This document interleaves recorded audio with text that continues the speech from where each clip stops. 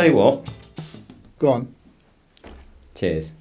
Cheers. Cheers, Dad. Very good health. Happy Father's Day. Happy Father's A later day. Yeah, Father's Day. I suppose I should do an intro, and I should say welcome back to Don't Lift Off. And it's a bit of a random one, this. Certainly is. Decided to do Very random. A conversation with my dad. So I'd actually already got an idea to do this before Deb mentioned it the other day. And I thought about Father's Day. Well, Father's Day's just been and gone just this weekend. So my podcast is about motor racing, obviously. Oh, yes. And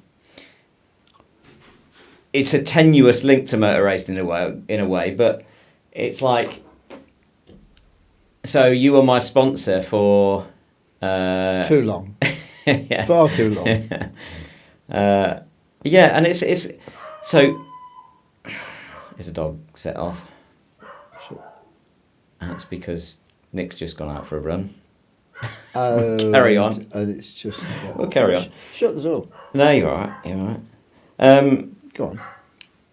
So yeah, So one of the things, people that I've worked with, like your Stu Mosleys, and his dad Dud, and your Stefan Hodgetts, and and Chris, and the Hartley family, and all of these people that that we met through motor racing, and I'm still in touch with now.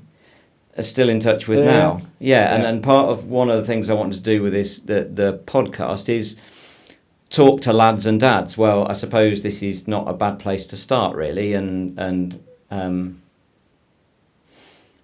so I don't really know where to start, to be honest with you. I mean, it's. Can I help you? yeah. Shall we let you speak? Yeah. I've always had. I'm a petrol head. Also, I'm a dinosaur petrol head. Been in the motor trade most of my life. And when we had the opportunity to buy a garage, and you were going to sixth form, and you were working in the garage, part-time, doing things that, kids do for their dads. Well, I was in cars because I didn't know what. Yeah, you were enjoying cars. You got a burning ambition, and I remember it well. A burning ambition that you wanted to do karting. You wanted to do some form of motorsport, and of course, we got the garage, and there was an opportunity. There was space more than anything else. Yeah. And there were people, and we had the good fortune to get involved with a couple of guys who were technicians who also liked motor racing, and were there and supporting you. And your entire family, particularly on your mother's side, were into motorcycle racing. Yeah, scrambling. Motor scrambling. Yeah, well, the last guest I had was Tafty, Paul Taft. I saw it. Yeah. I know Paul. Obviously, I met Paul. Yeah. Yeah. And Your grandfather, Eric Hudson, was very keen. He wasn't very good, but he was keen, and he absolutely loved it. And his brother-in-law. My favourite photo of him was in that used to be in the garage. The one where he's like shielded because he'd come off his bike. And it made the mud was being thrown up by all the other competitors, and he was sort of like this. Yeah. He was into it big time, and of course he brought his family up the same way. And you were brought into the family via Clifford and Stephen. Yeah. Your uncles. Yeah. And of course the others as well. They were all very keen. I mean, the other brothers, Leslie, always had a big bike. Yeah. Always had a big bike. Yeah. Kawasaki thousands, and he was a real biking man. I suppose putting into perspective about where. So, you're. Sorry to interrupt. No, you go. So obviously, mum's side of the family from Up Hayford. Up Hayford. At the end of the airbase. Yeah. I suppose for people that are watching this, that's the point of saying that, really. Is that kind of to put it in where that is and in North Oxfordshire. Lovely part of North Oxfordshire. Yeah. And you're from Steeple Aston.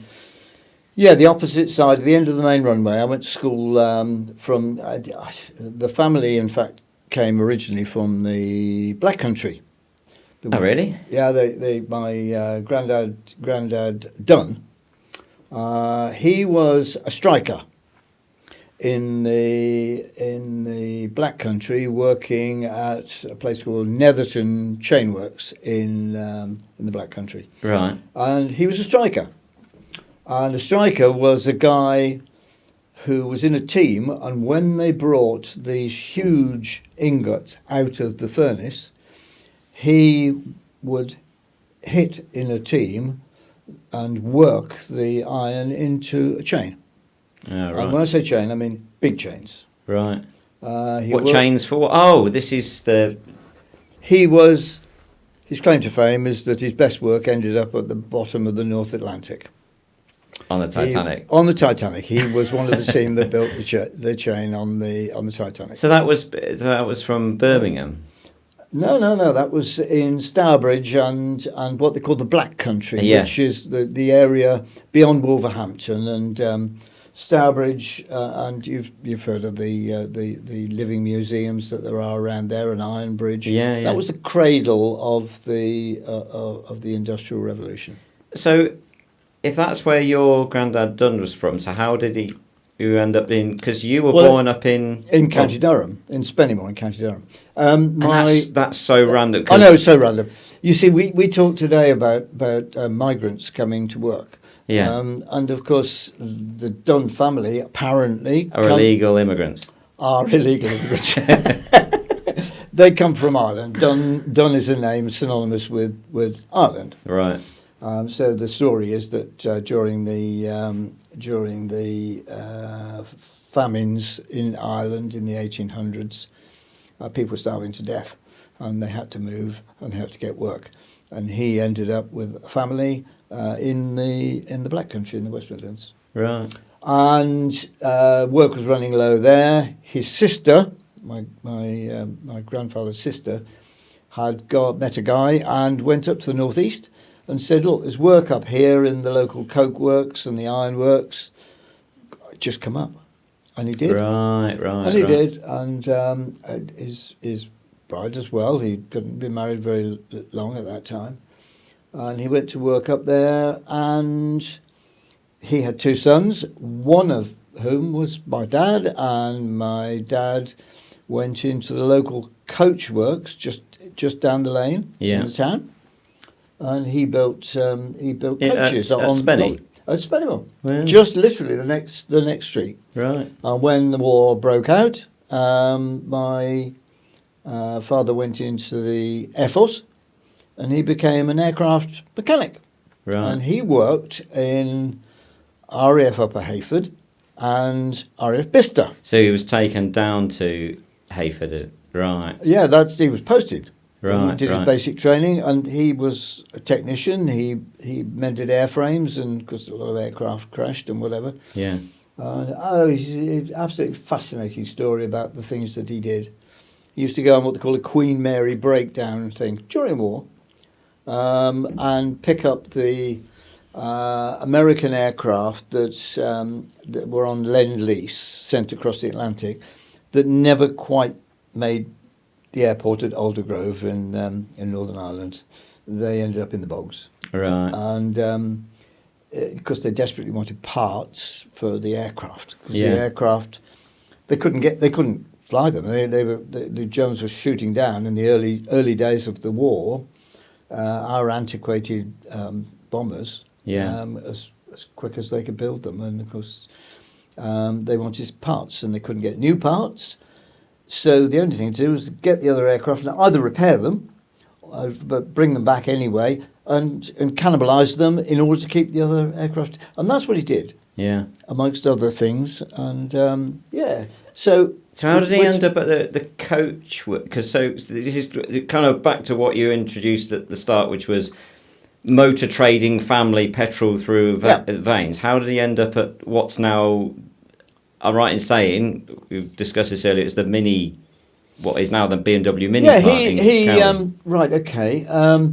My mother used to go to the local dances as a teenager, Right. and all across boys meet girls, and she met this guy from up north, and fell in love, and married him immediately after the war. Now, the rules, as I understand them, were if you had an apprenticeship prior to the war, your job had to be kept open for you to go and resume after the hostilities to carry on and where you started. And of course, you got all the experience of working in the RAF, and you're taking that experience into a small coach works where they built buses and coaches, and lorries, and all sorts of things like that. Oh, is that what was the? So this It was called Rains. Rains had two places in and around Spennymoor. Right. One was in the next street, and I guess he just wandered in there and said, "Have you got a job?" As a young lad, and they gave him an apprenticeship. But how did that go? Ended up going down to what was pressed steel down in Cowley? So after the war, it's difficult to understand, and people may or may not remember things like this. But there was rationing.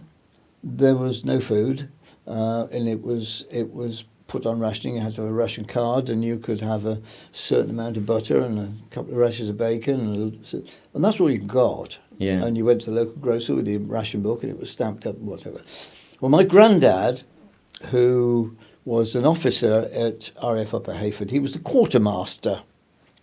And the quartermaster of any RAF camp is the guy who's responsible for everything that comes into the airfield.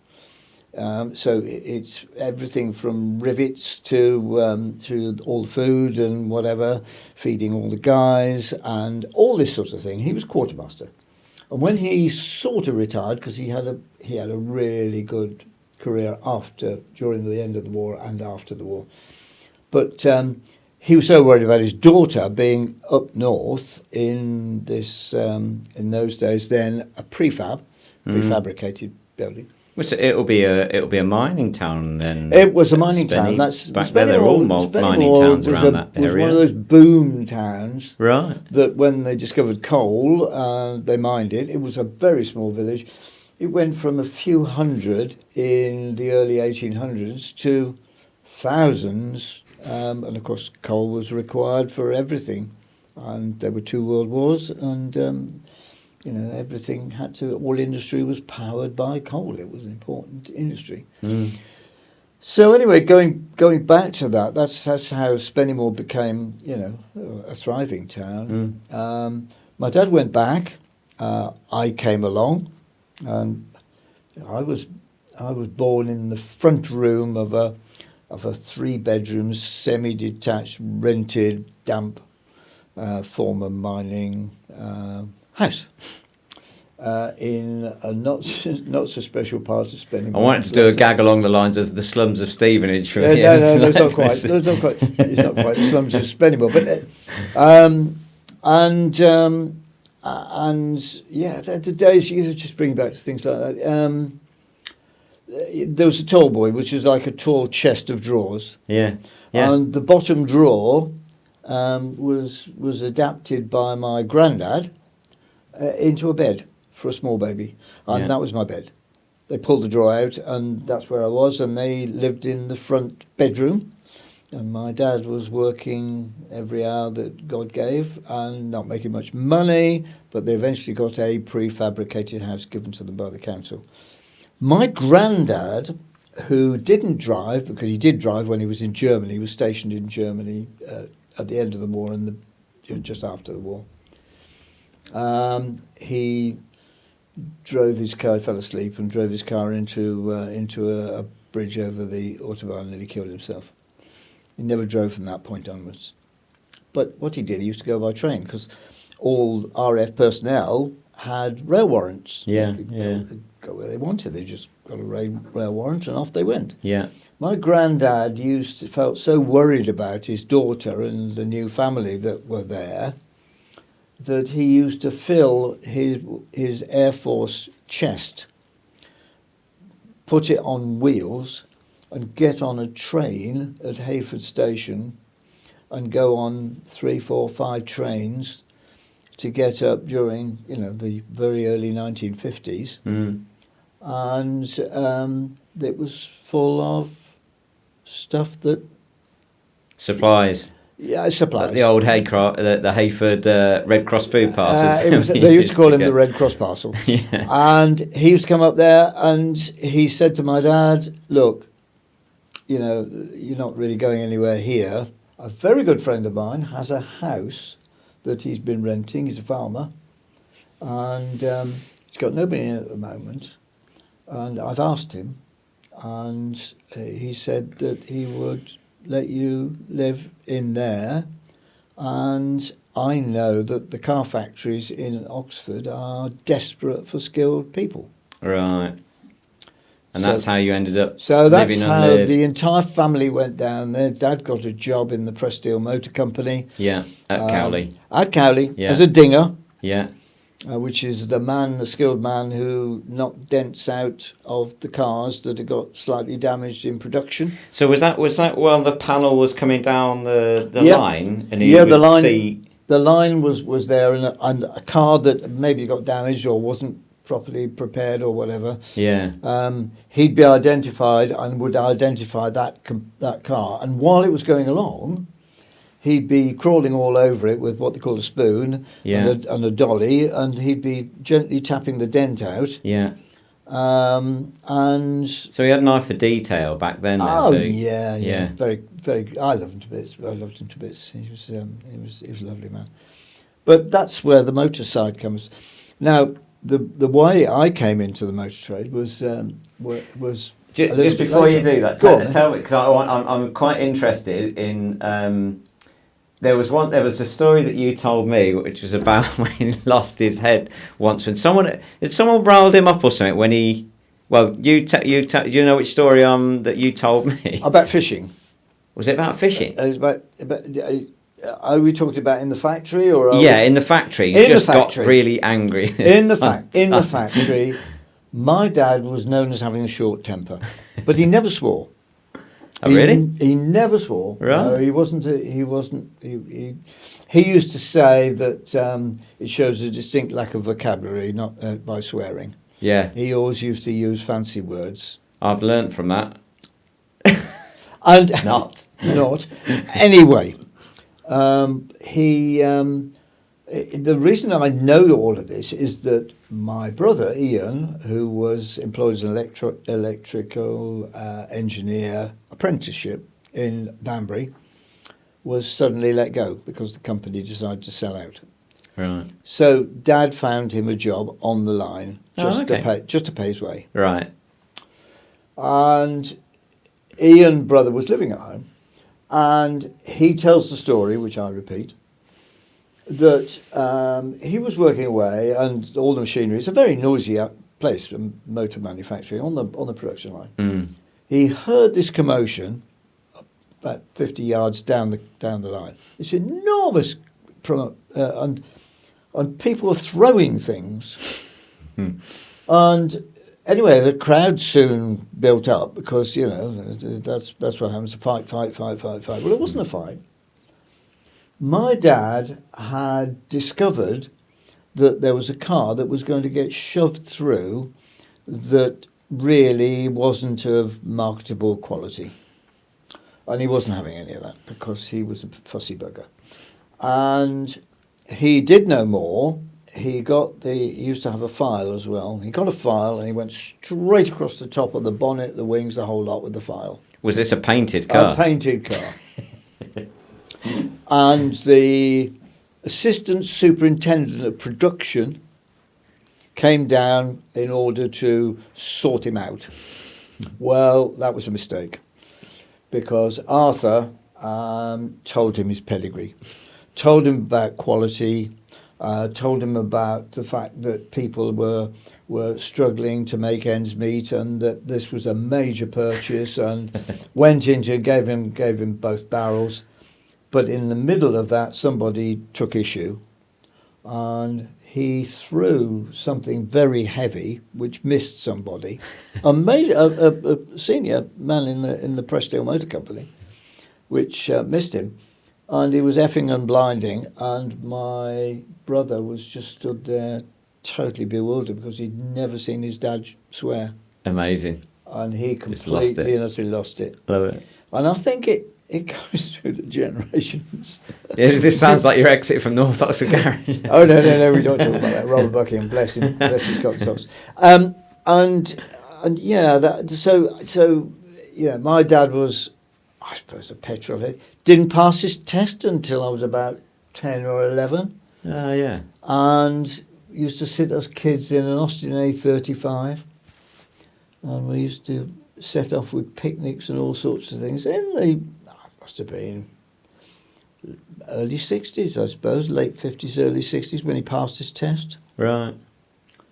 And we used to drive there, and it used to take, there were no motorways. There was nothing. You just went via all the towns, but he knew the road like the back of his hand because his parents were ailing, and he was backwards and forwards, and he brought the family backwards and forwards, and that's, yeah. I love the northeast of England. I think it's a great place, and I used to cycle up there to see my grandma when I was at Tech College and things like that. Yeah, because so you grew up in Steeple. Yep. Went to Steeple Aston School, yep. where you met Mum.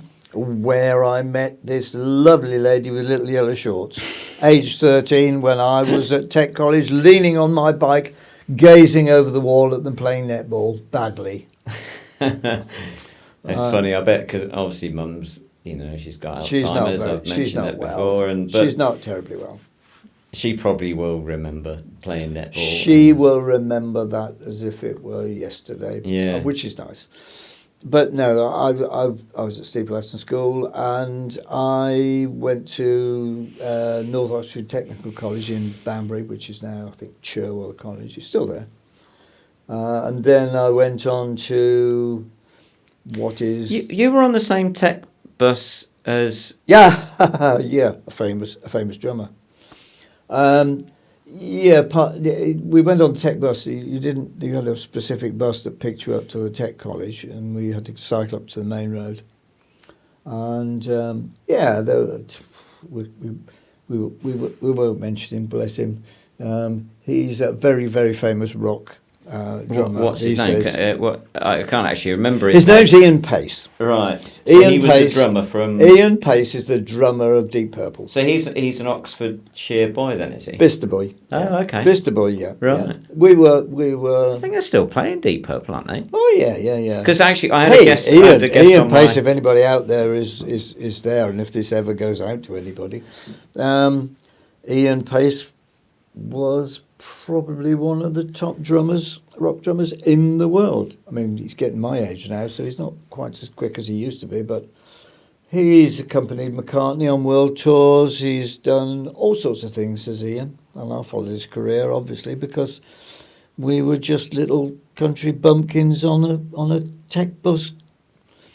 He was drumming those days. His dad had got a little, what they used to call a combo, with a little dance band, and he was into it in those days. And I suppose because I was interested in music, I just sort of followed him around because he was a good little drummer in the early 1960s. Talk about 1960s actually. So go on, one of the things I randomly I thought this was Sergeant Pepper, but well, it's slightly cheating. But here is Abbey Road.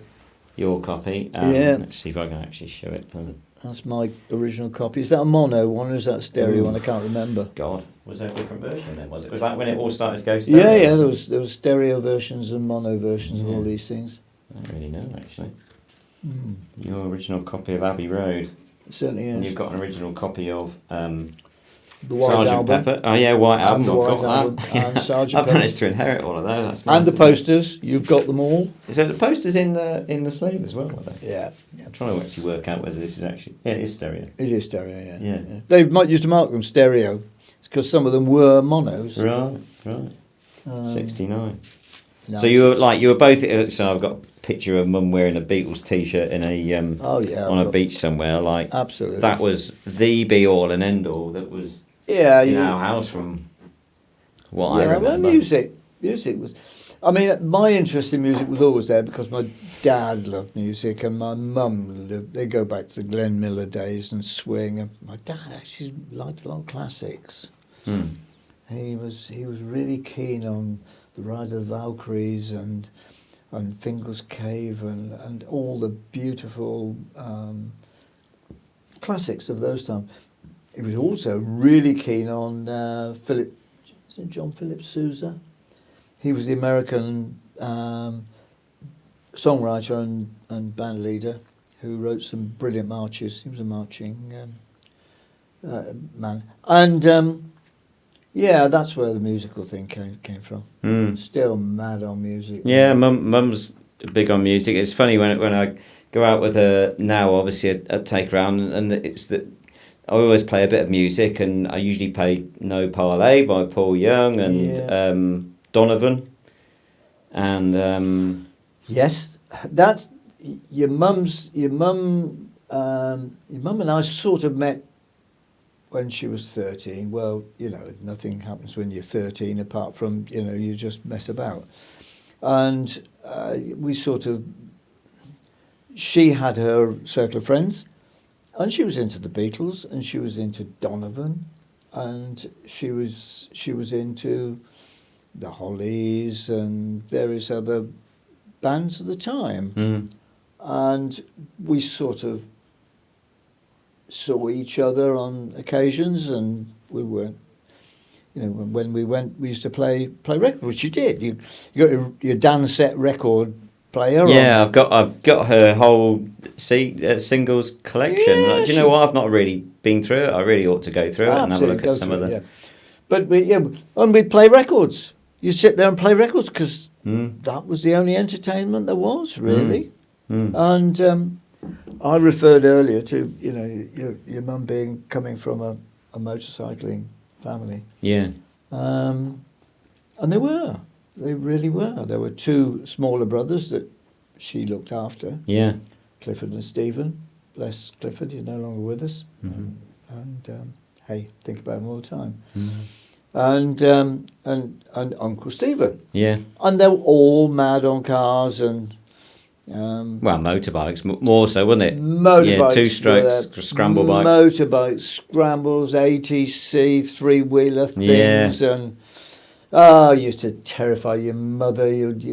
Clifford would buy an ATC, and the next thing we know, it's you roaring across the fields, riding the bloody thing, age 7 or 8 or whatever. No, I used to go on the front of it. I remember I think it was was it 250, the one with a proper suspension? Yeah. Because it was 210 was the smaller one, like Warby's got, Steve Warburton's got. Has he got yeah, one he's then? got a two. I think it's a 210. Yeah. Is it? But it's I think they had it was fixed rear suspension or something, or maybe. But I remember was it the 250? That was the one that had got proper dampers and proper springs, wasn't it? Yep. I remember Stephen riding across Andy Corner's fields on but the back wheel, almost uncontrollable. With the no, front wheels. they were. It was just because bloody dreadful things. city slickers went and got on them and rolled.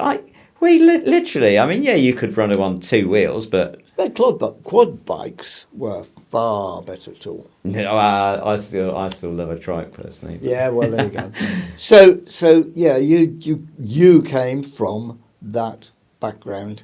And how could you not be involved in motoring and motor racing? But back to when you went from so you did you dive out of tech college? Were you that because you were being groomed for RAF, weren't you? I was supposed to be going into the RAF. It's a part of my life that I could have gone in. My uncle, my mother's brother, was one of the first of the post-war fast jet pilots. He flew Meteors from RF Acklington in Morpeth. This is Uncle Terry. Uncle Terry, Mhm. Terry Debbie Smith, and yeah, he was one of the first of the flyboys of the post-war. And flew over because there was a piece of footage that I'd found out that he did an interview. I mean, he's in, what is he, 90s He's now? in his 90s now. And He's very deaf, but I saw him a few weeks ago. And but no, he was... And he flew over the Queen's coronation? Queen's coronation was one of the first ceremony? of the fly pasts immediately after the war, Yeah. in very early 50s. And his story, a claim to fame, he's got many claims to fame actually, but his claim to fame was that he was flying the two-seat Meteor. He was normally flying a fighter one, single-seater, but they had a two-seat one, which was a training aircraft, and he was flying the official photographer who did movie and stills with him flying the aircraft. All the pictures that you see, the aerial pictures of the Queen's coronation, were taken from his aircraft with him flying. That's cool, man. It's quite something. Yeah, yeah. Yeah, I worshipped him. He was, and I fancied flying. Mm-hmm. And I could have done. I could very easily have done. My grandfather, it was in a time of the RAF where it was not quite an old boys network, but it wasn't quite as professional as they are today. Mm-hmm. So yeah, I really fancied doing it. It didn't happen, and I went into the rag trade. But all the time, we talk about, and this is all about motor trade and how really you got into motor trade. Mm.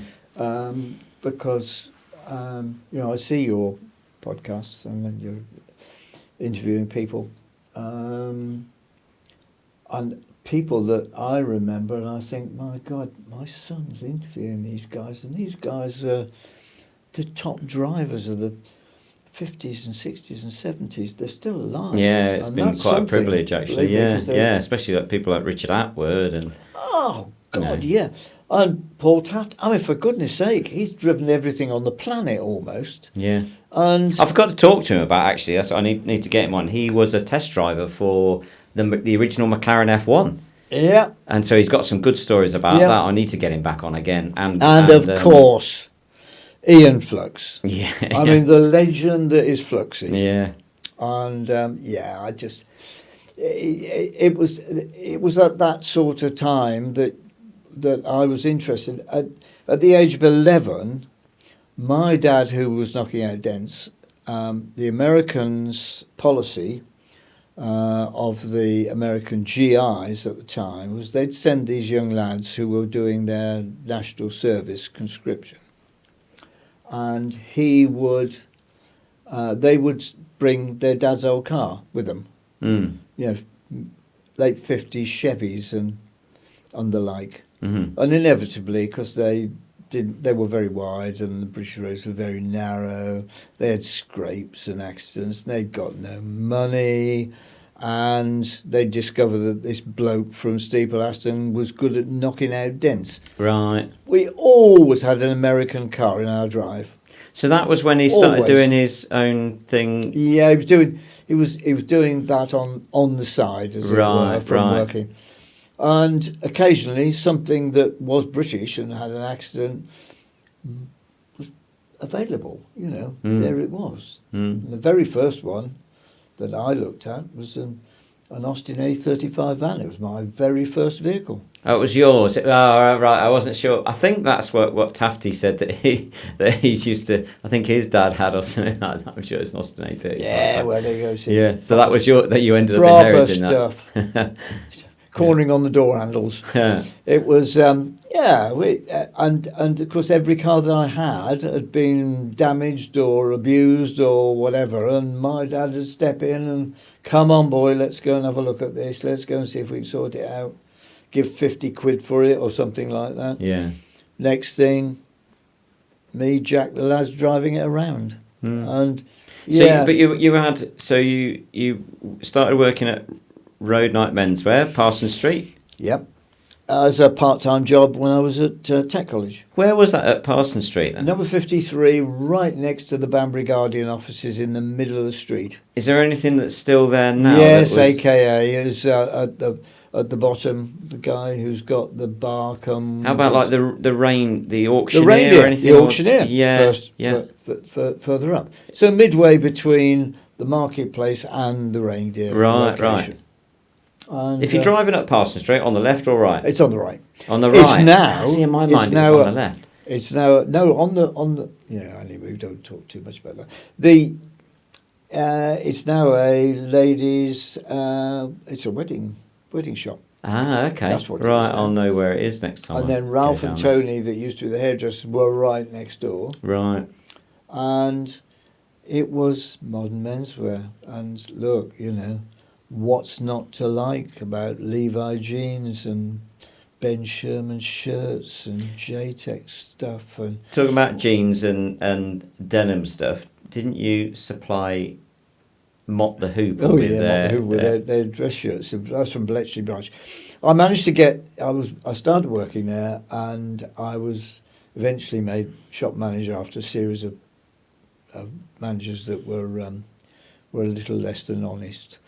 And eventually they decided to give me a go, and I became shop manager.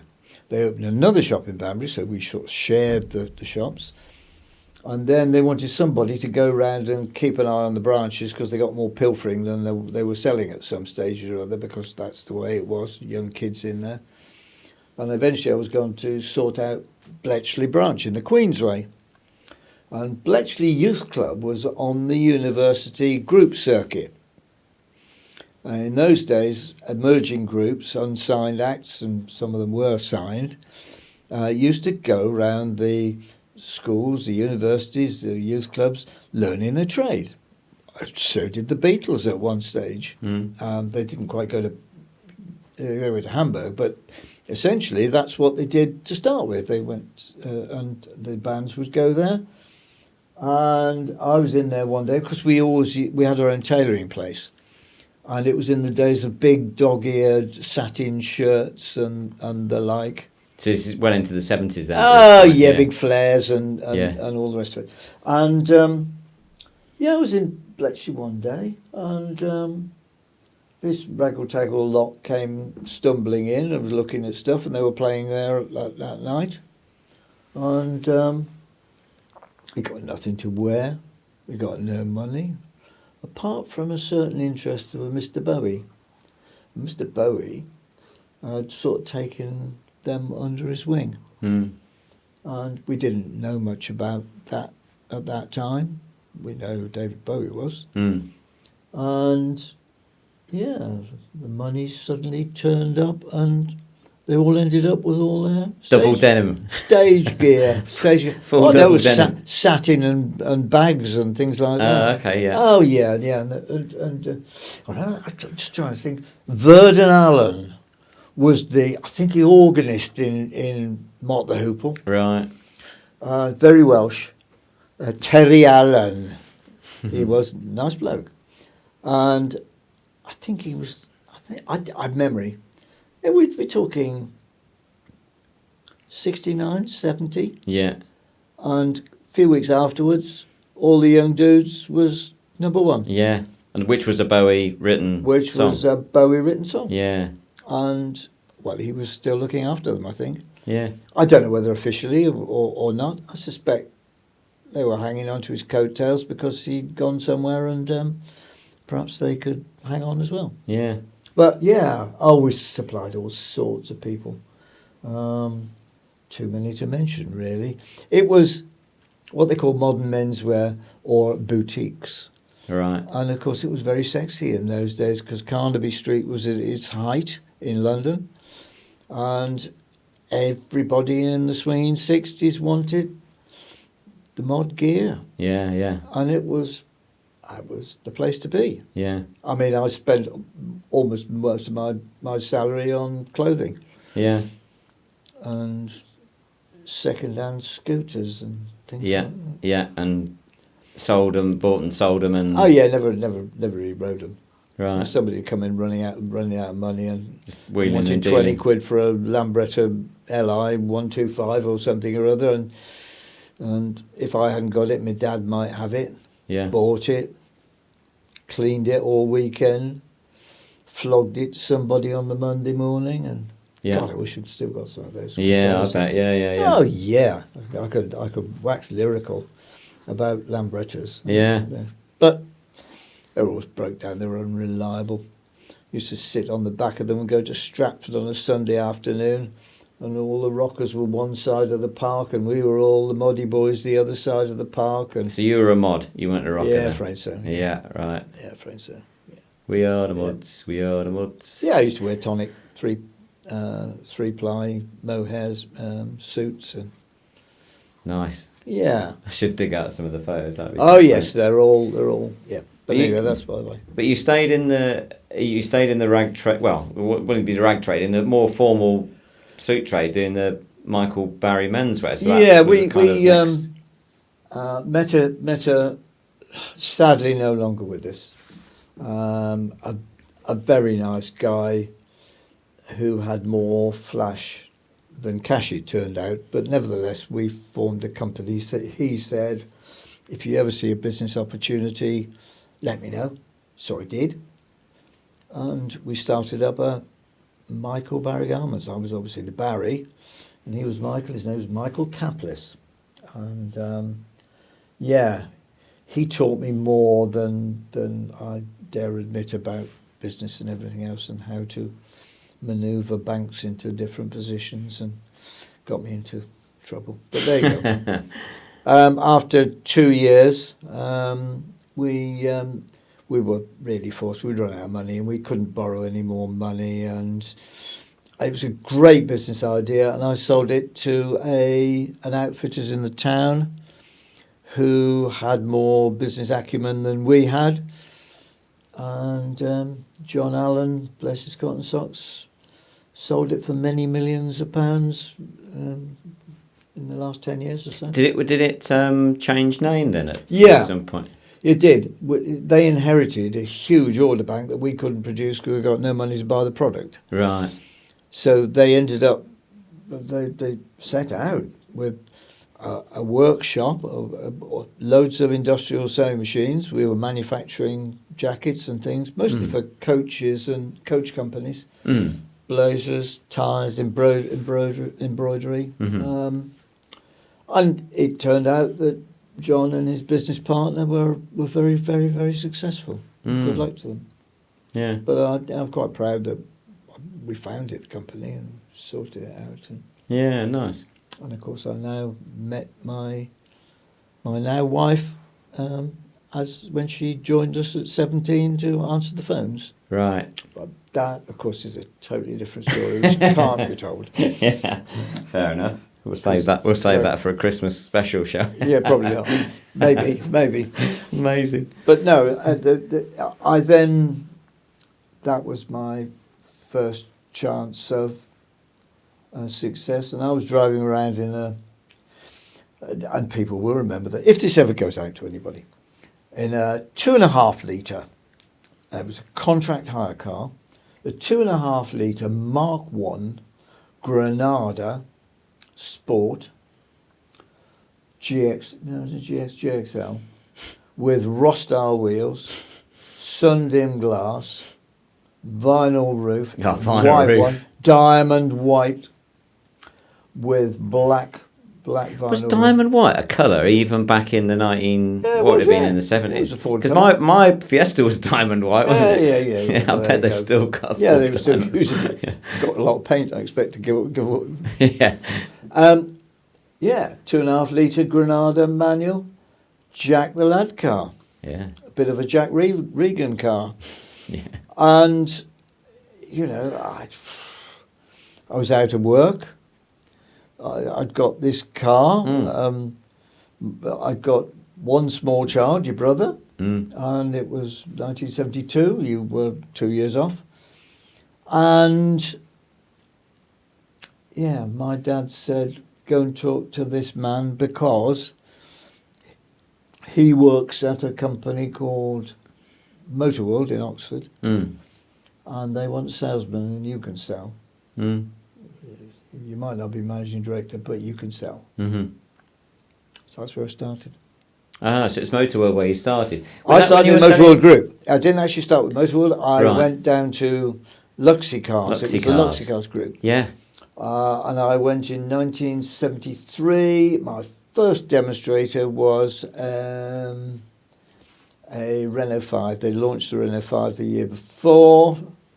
And it was a fabulous little car. And Yeah. I had parked on the driveway that your mother was driving around, a super duper size of a small barge, Granada, and I tootled up in my first demonstrator in Little Renault 5. a Renault 5. I loved it. Absolutely loved it. What colour was it? It was like a pinky beigey colour. It'd been Right. the launch car. Right. I think SWL something L. Right. With the launch car. I had it for 3 weeks, Right. and it was such a hideous colour, and I persuaded the company that really it ought to go. And so my next one was a bright orange one. Right. I mean, really things that have been brought back in the current... Well, this is like, so where 5. are we now? We're 53 years later, and I've just done You just this launched- year the launch of the Renault 5. Launch of the Renault 5. Yeah, isn't it funny? Yeah, it is. I mean, things go around. Renault, of course, are on a massive change, and have the right management around them and a fabulous range of motor cars. I mean, hey, I'm a petrol head, but when I see them because you bring them around when I have a look at the cars, and my old mate, he was my sales manager, is a man called John Dauphin, and John Dauphin has got JB Motors in Banbury, the Renault dealer. Yeah. And John and I are still very good friends all these years later. And we were having conversation about the Renault range. And the Renault 5s come along. Sadly, they can't get enough to meet the demand, but that's a problem. Yeah, 6-month waiting list on them. Apparently so. Yeah. Good problem to have, really. It's a good problem to have. And then, of course, Alpine has come along, and a mate of mine had the original little Alpine sports car way back. He used to be a sub-editor at the Banbury Guardian, and he had a bright yellow one, and of course they've styled the new car, the new sports car, to be looking like that. It's a nostalgia kick. Yeah, that's right. Yeah, it's one of the things that the European brands do particularly well. I mean, it's a big Chinese onslaught, but when I speak to the Renault dealers, like, you sell to your strengths. Like, you've got a lovely fabric dash, you've got like Google built in, you've got that heritage.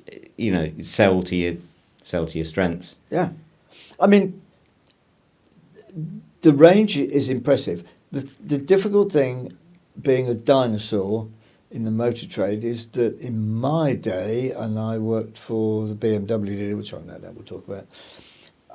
A BMW was instantly recognised as a BMW. A Mercedes was a Mercedes. A Jaguar was a Jaguar. A Ford, well, they changed them more often, but nevertheless, they were instantly recognisable. Yeah. These days, and I know we've had this conversation, if you were to be able to take the badges off them and put them in front of punters like myself, and say, what is it? Yeah. Because if you have computers designing things, and you have groups of very good designers and stylists moving from product range to product range, then inevitably you put all the numbers into a computer, and you've got an SUV that could have anybody's badge. There is a lot of crossover, but that's why these manufacturers like to have the family face. Like BMW has a family face, Audi has, Renault especially has. Yeah, that's the one thing you don't get. I mean, I you've got to be impressed with the Chinese cars, I have to say, because they're just, the build quality is bloody good. The technology built inside is blooming good. Yep. They're pretty reliable. I think it's the kick up the backside that's very similar to the Japanese when they brought out the little Nissan Cherry and that was Datsun in those days. Yeah. The Datsun and all of a sudden you had a radio. Yeah. And you had blue tinted glass. Yeah. And, it started. And it drove all right. And it did good in those days, gas miles they used to call it. Yeah. And all of a sudden, that was the kick up the backside that European manufacturers wanted. I feel confident that European manufacturers will react to this favourably. I think they'll pull their fingers out. But I look at, and let's not name names, but there's a car that I was looking at with you yesterday in a car park, and we're discussing, it was a Chinese car, and it was just good looking SUV car. And I know you were involved in the launch of it, and it's only because it's Chinese that I wouldn't get involved in it, but that's because I'm a dinosaur. Well, it's interesting. China have come from absolutely where were they 20 years ago? Nowhere. Where were they 20 years ago? And so I've just bought two. So I went into Curry's to go and get a Samsung or an LG, feature washing machine and tumble dryer, and went in and looked at all the different specs and all the different things. What are these things? They look quite nice, right? So it's got, it's more heat efficient. It's got better features. It's got a bigger drum. It's got a longer warranty, and it's the same price, and it looks great. Haier.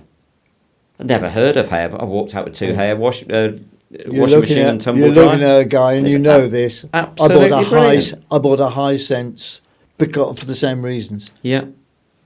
And had to that TV there. That's a Hisense TV, Yep. 4K, smart TV. Okay, it's not an OLED display. It was like 210 quid. I was going to say 150 It's quid. it's like how you just can't go wrong. That's delivered 210 quid. It's like for a 42-inch. I don't know anything 4K about. I don't smart know TV. It's like, I don't know anything about the technical. and it's things good quality. It's absolutely mega. Absolutely. It works well. It does everything all the others do. Yeah, it's a strange world. Yeah. Well, as I say, it just come from nowhere. But they're really well. But I do believe that, and you talk about Renault. Renault got a bit of me in Renault because they gave me my huge break all those years ago, and I've had a reasonable career since then. And I like the Renault product. I'm a bit nostalgic about it. And there are things that you look at it, and I wandered around John's showroom the other day because I like to get a sniff of the showrooms. I like to be old school. I looked at them, and there's little features that are immediately recognisable, but then they're not. And the little kinks, and they've taken the design cues of some of the cars, and they deliberately put them in there. Yeah, it's mega. It's very, very clever. Like the H pattern on the seats and the vertical stripes, just like the original Renault 5 had. So you ended up working Mercedes, Motox, with John Vickers. Motor World first. John Miskin, we should talk about John Miskin because this is it's a motorsport podcast, and so we should talk about motorsport. John's a well-known man in motorsport. Yeah, no, he's not that well known. I don't think he should be. Well, he should be, but he should be recognised. He should be recognised. He's put a huge amount of his time and energy in a certain young man that we both know who's just become very successful. But by golly, he's put some time and effort into a number of people. I should mention, if anyone's not seen the podcast, so Jake Hill, who's won the British Touring Car Championship, he was, helped him find sponsorship as far as I'm aware. I mean, and helped a number of drivers. I'd like to get John in. Actually, I'd like to. John would be a It's good kind man. of it's the background people that I find John interesting. John Do you know what I mean? and The backbone of the story. sport. Story of John. John and I, we've been to lunch relatively recently, and like a number of other people, you know, God, we're just celebrating being alive. Poor old John's had his share of health issues, and he is lucky to be alive, and he knows that, and we've discussed it, and thankfully, and touch wood, he's okay now. We were deadly rivals as salesmen working for a company. It was almost a hate thing. Well, totally unrealistic. I mean, God knows why. He was a first-class salesman in the same company, Motorworld, in the Renault division, and then he came to do fleet sales. And he and I used to clash. We were young chargers, I suppose, and we both were good salesmen. And he then moved on, and of course John's had a tremendous career in car sales, and still got a garage, in fact, in Aylesbury. Yeah, right, I didn't realise he's Sportive, yeah. He's still got a garage there, which his son runs, and he's old like me, and so he's retired. Mind you, he has got some rather quick Nissans that he roars about in. Yeah. He's always got something a bit exciting. Well, that was so I've talked about this already briefly on a podcast, but he used to look after a guy called Ben Jackson and his dad Michael Jackson, no relation. Shit hot heel and toe. No, anyway, that's a bad gag, but and so I kind of sort of knew John there, and then we were on a track day at Donington. I think it was a GTR track day, and I think he's sort of manager of the GTR Owners Club or something like that. He's deeply involved. Yeah, yep. And Jake obviously likes his GTRs and has a classic one. I should really know, something like an R32. I don't know GTRs enough. Can't say as I do. But and then he said he was there on the day when when your dad had his heart attack. My dad left Pressteel, and we got him out with the help of a lovely man who's no longer with us, called John Vickers, who was my boss at one time, and Dad used to go out around all the dealerships, and when they had a damage on a car, a used car that came in and whatever, he'd tap the thing out without noticing it, on the basis of if you didn't know it was there, you probably wouldn't see it, so it saved hundreds and hundreds of pounds in body shops and that sort of thing. So John Miskin employed my dad on occasions, many occasions. He was good to my dad, and I now like John Miskin. I like John Miskin a lot. He's had, as I say, some very serious health issues. He's back. I don't know exactly because I haven't spoken to him for a few months now, but he's one of those blokes that you could pick up the phone and say, John, do you fancy going for a coffee? And you sit there for 2.5 hours like we're doing now, and talk about the good old days, and all that sort of thing. And we're both old codgers now, but you can roll back the years. Sadly, we're dying out. So I try to get around as many as I possibly can. That's why I love talking to people like Tafty. To hear him talk about scrambling from the 1950s and then racing. He's older than me. Vividly, he certainly is. Yeah, well, I won't say when he's 49. You're 49. Recycled. He's recycled. But, he went into his 80s. He was old when we first started working together. But but to hear him talk so vividly about a Metro Turbo race that he did at the British Grand Prix, against an F1 driver, against the leading F3 driver of the day, and beating them fair and square from the back of the grid. And it was a story that I wanted to to get out there. But talking of which, so you ended up at North Oxford Garage. You were in. How long were you at Nog for then? 10 years. So it's 80 to 90 then, basically. Yeah, more or less. Yeah, more or less. That was in Summertown at the time. So North Oxford Garage still exists, but it's I was a not Merc salesman, and I working for Motor World and Jack the Lad. So what's Motor World? That was where. So that's where the Jeep garage is. Where the is Jeep now. garage is now, but it was the building next to the Jeep garage in Kidlington. It's now on the Oxford Road, right? Depository for a major auction house. Right. Major. I remember that showroom well. I remember getting Sadie. State of the art. Yeah. State of the art. Yeah, I was doing really well. The general manager, who was a nice bloke. There's a story. Sorry to interrupt. We'll go on to the Nog thing. We'll come back to the weave, as our friend Mr. Trump likes to say. But tell me the story about the Mercedes. Did you? I don't know if it was a test drive or whether it was a delivery for a fleet to a certain well-known. Oh yeah. A well-known member of that group. Member of this group, yeah.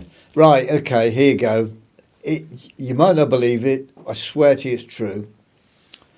Got a sales... What year was this? Because this will date whether one person is particularly... Must be...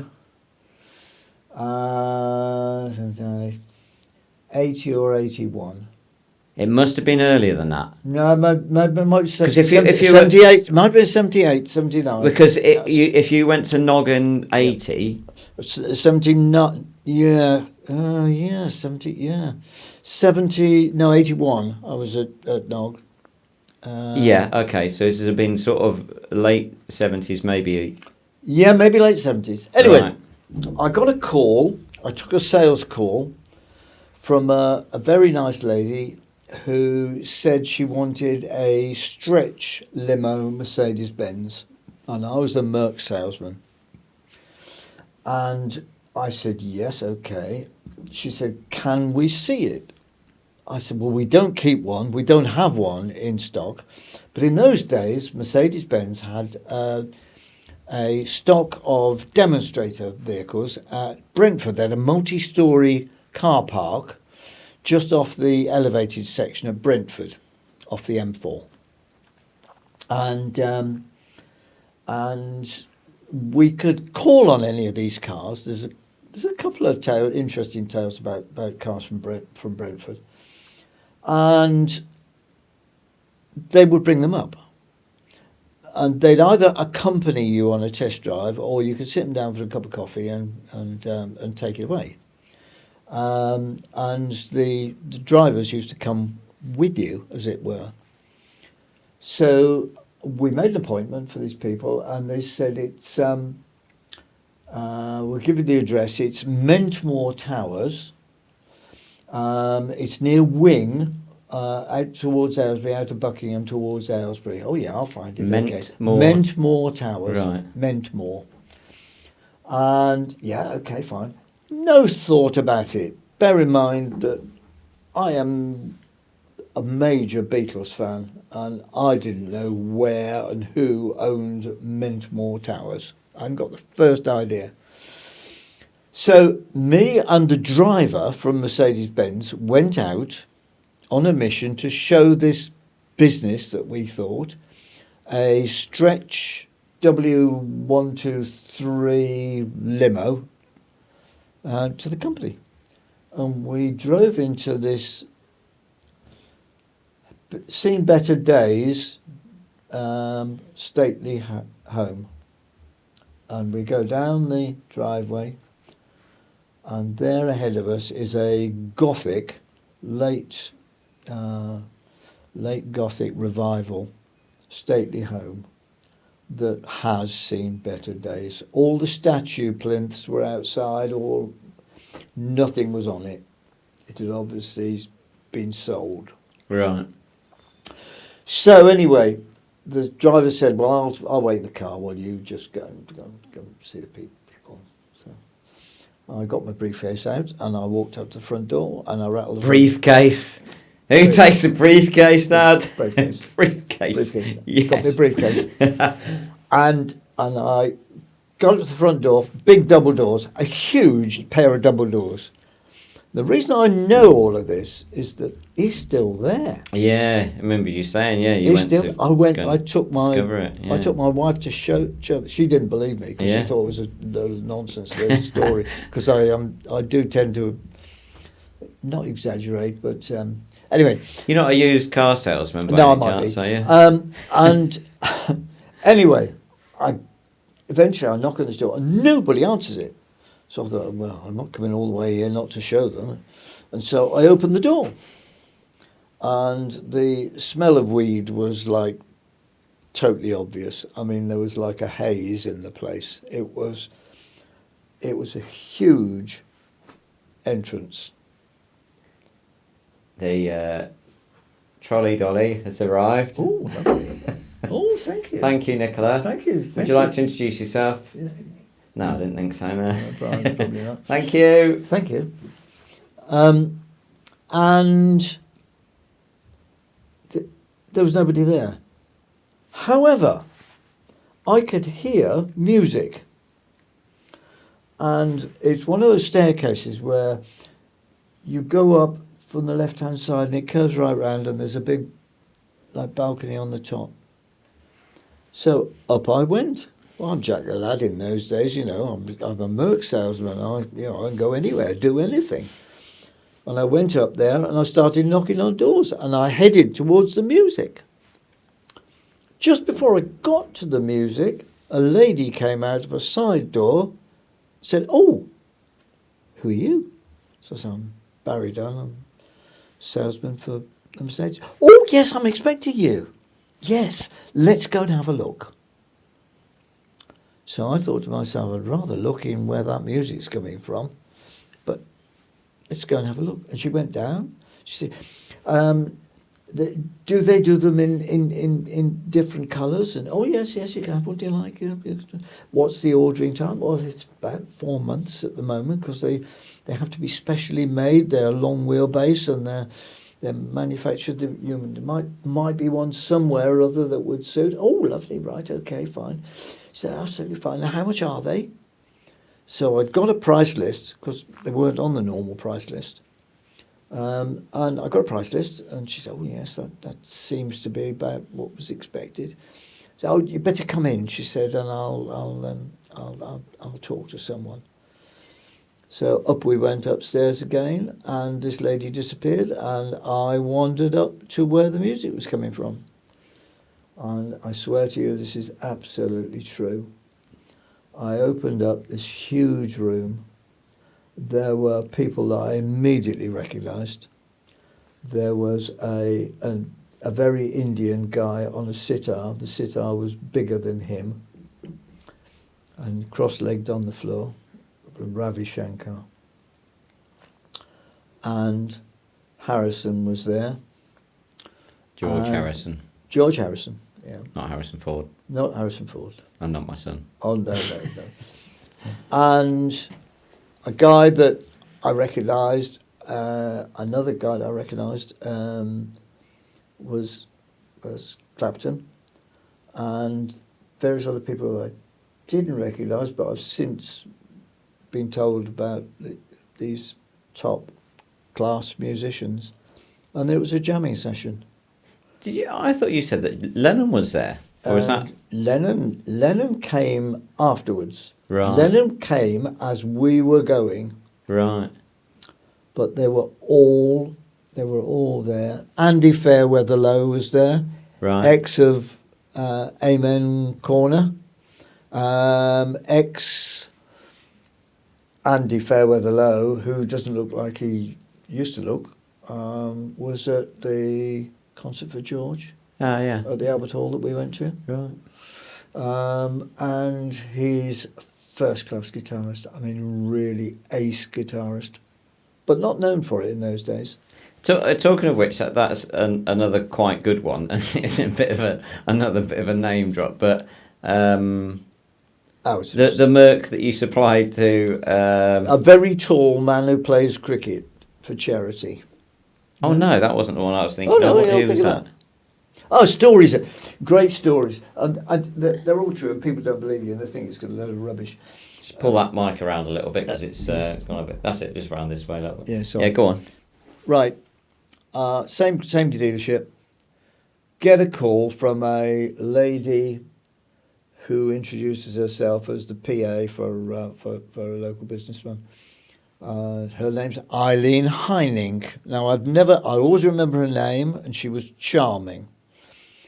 And she said, my boss is looking for a Mercedes sports. You've got a new sports car come out. I said, well, it's just had a revamp. It's got a new engine. It's a Mercedes-Benz 380 SL Sports. She said, that's the one. He's seen it. He's got a business down in London as well, and he's seen it in a showroom. And it's our policy to buy locally, so we'd like to see it. So I said, all right, okay, fine. What name's your company? It's a company called Heartaches. Yeah, Heartaches? Yeah, never heard of it. Never heard of Heartaches. And we're in Great Milton, which is just north of Oxford. Yes, okay, that's fine. So she said, can you arrange a demonstration? Well, again, we don't keep 380 SL because it's only just been launched and they're not available and there's a 12-month delivery and blah, blah, blah. And I go and collect it. No, I don't go and collect it. It was delivered by the driver who sits in our showroom, and I go off in this 380 SL to this lovely house in Great Milton. And I drive in, and I've had instructions, go round the back, there's a stable lock round the back, and don't knock at the door, just come straight in. I come straight in, and this lovely lady, Eileen Heining, is there, and there's the biggest Wurlitzer jukebox you've ever seen. I mean, huge. It's enormous. Big Art Deco Wurlitzer on free vend, free choice. And a booming voice that I immediately recognised said, I want to hear what you like in music. Press a button. I'm on the phone at the moment to America. I'll give you a shout when I'm ready. And it was Tim Rice. Sir Tim Rice. Lord, is he Lord Rice now? God knows. I don't know. Anyway. And I put it on my favourite thing at the time. Which was what? Can you remember? No, I can't remember. I can't remember. He said, yeah, good choice. And he's talking. Jason Donovan? Pardon? Jason Donovan? No, it was not Jason Donovan. He's silly. Anyway, Tim Rice is 6'6", I think. And an SL with a hard top on it is not built for 6'6" people. And I immediately thought, there's no way I'm going to sell this bloke a car. No way on this earth. Anyway, we're talking about things. He's talking to somebody. He's organising some major show that's going on. And he said, my writing partner has got all sorts of weird and wonderful bits of kit. He said, and I think I should have something a bit sporting. So my wife runs Alfa Romeos. But she's I don't go in them. I just don't go in. He said, but I quite fancy one of these. So I get in there and I think, jeez, this is just going to be a waste of time. Anyway, this gigantic man, a bit like John Cleese with all legs and arms and everything, but he's got carrying a little more weight than John Cleese was at the time. Feeds himself into this Merc with its enormous padded steering wheel, and he feeds himself and he shuffles himself and he gets one leg in and he gets the other leg in and he puts the seat back as far as it'll go and he sits there and he says, how do you start it? Put it into drive, and because it's automatic, and he drives down the driveway. He said, this is lovely. Well, you could have knocked me over with a feather. I thought, how can it be lovely? And then you think, he's going to struggle to get into anything. Yeah, that's right. And I've done days with customers in Lotus Elises, those Series 2 Elises. They're enjoying yourself. Oh, this is great. This is great. It's great. And I'm thinking to myself, it's just never. Oh, I later found out the reason for him getting a state-of-the-art Mercedes sports car, but I can't tell you. Very good. And anyway, we go back. I do want you to dish the dirt on Robert Maxwell, though. Oh, I'll tell you about Robert Maxwell. Oh, God, yeah, he's a star. Remember the name, because I sometimes forget it. Brian Moss. Remember Brian Moss? Can you remember that? Just so I'll tell that story to you. Right. Anyway, the story. I want to talk about a little bit about motor racing at some point. Yeah, talk about motor racing. But anyway, Tim Rice asked me to make a call there and then to the chairman of Mercedes-Benz Great Britain. I know him. He's been to my shows. He said, and I'd never heard of him, let alone know him. Anyway, we got a direct telephone line with the chairman of Mercedes-Benz Great Britain, who said, "What colour do you fancy?" And he said, "I quite like the one that's outside here, the two-tone grey." "Oh, yeah, right, okay, fine. Not sure we've got one of those." He said, "You know delivery's 12 months, don't you?" I said, "Yes, but I don't want to wait 12 months." "No, all right, leave it with me, Tim." We were allocated one the following day and it arrived on transport a week later. Amazing. Funny that, isn't it? Yeah, it's strange, isn't it? But so when you're at NOG, you used to supply Rob Maxwell his BMs. Yeah. Haven't we found for Brian Moss was a larger than life, and he's still around. I haven't seen him for years, but he's a lovely bloke. Was a larger than life personal assistant to Robert Maxwell. Brian was a bit of a lad, and if he was sitting here, he'd be grinning. He was a bit of a boy. He was what they call a player. And his sister was a Kidlington girl, and his sister's daughter was our receptionist at Motorworld. So we knew the family. We knew him very well. I got a call. I was sales manager at North Oxford Garage, general sales manager. I got a call from Brian Moss. "What, oh boy?" "Oh, hello, Brian. How are you then?" "Yeah, fine." Said, "The old man's got in touch with me, and he wants me to see if I can organise for you and that Bob Buckingham bloke to come up and have a meet." Well, that Bob Buckingham bloke was my managing director. So I said, "All right, okay." He said, "Yeah, a bit of a deal, I think." I said, "Oh, that'd be nice." He said, "Yeah, it'd be nice to see you again." So off we went, Bob Buckingham and I, and Robert was a very imposing man, public school educated, 6'4", 6'5". Didn't Ex-rugby player. Ex-rugby and squash. You wouldn't want to get punched by him, would you? I'll tell you what. I might get kicked out of an office by him, but I wouldn't. Anyway, we sat down in the office in Headington Hill Hall, which was often laughed about as being the most expensive council house in the world because it would belong to the Oxford Council. Oh, really? And they let it to him, and he got this massive publication company, Pergamon BPCC it turned out to be in the end, but it was Robert Maxwell and whatever. And he was buying companies left, right and centre. Robert Maxwell with the booming, they called him the bouncing Czech. He's not around anymore, but he was Czechoslovakian by birth. Oh, I didn't know that. Yeah. And anyway, came in and he was well briefed. And he said, BMWs are quite attractive to the sort of people that I'm employing. And I think that I would rather deal with you down the road than anywhere else because I'm an Oxford boy and I like putting business in the locality. So that's a good start. Mm-hmm.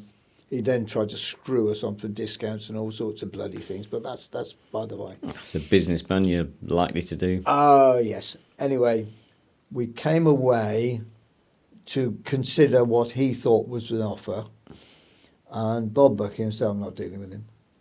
I just don't like the man. He's a crook. I'm dealt with to deal with him. I said, well, he might be a crook, but we can get some extra cars out of BMW, and these extra cars, you know, they'll be profitable because you had a corporate department.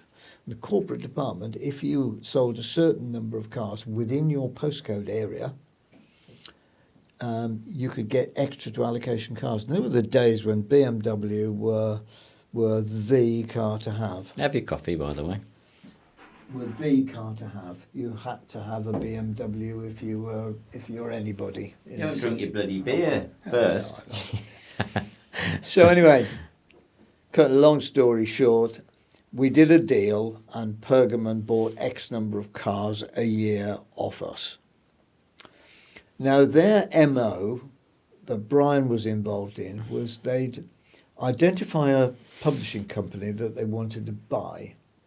They'd then find the right man at the top of the company and wine him and dine him and promise him the absolute earth if he gave all the griff on the company, because the inside information allowed them to bid the right money for the company and buy it. And when you come to us, you'll be managing director and you will have a new BMW on your driveway within minutes. Hence. Well, his MO was to strip them of all the information, buy the company, strip it all out, sack everybody, put his own men in to run it.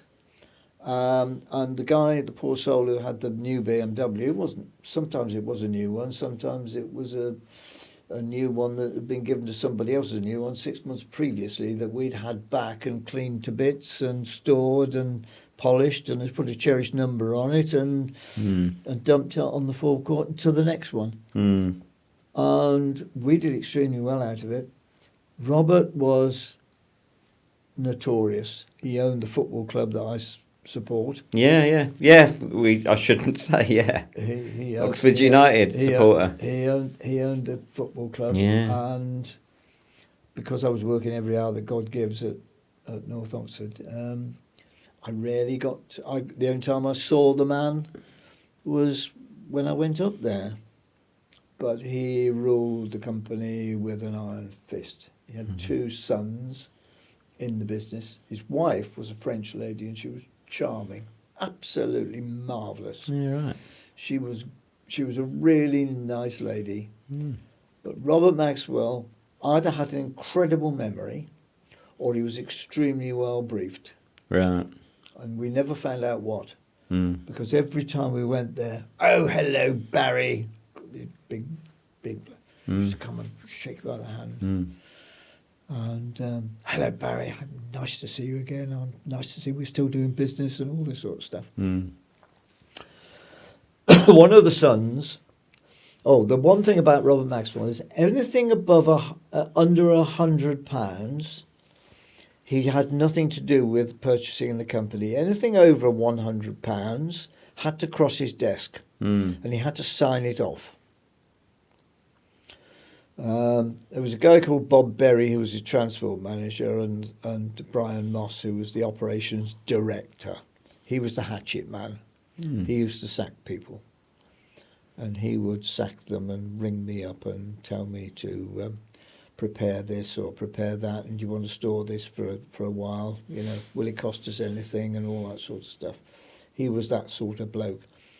But one of the sons ordered a top-of-the-range Alpine BMW E28. It was E28 in those days, so a long time ago.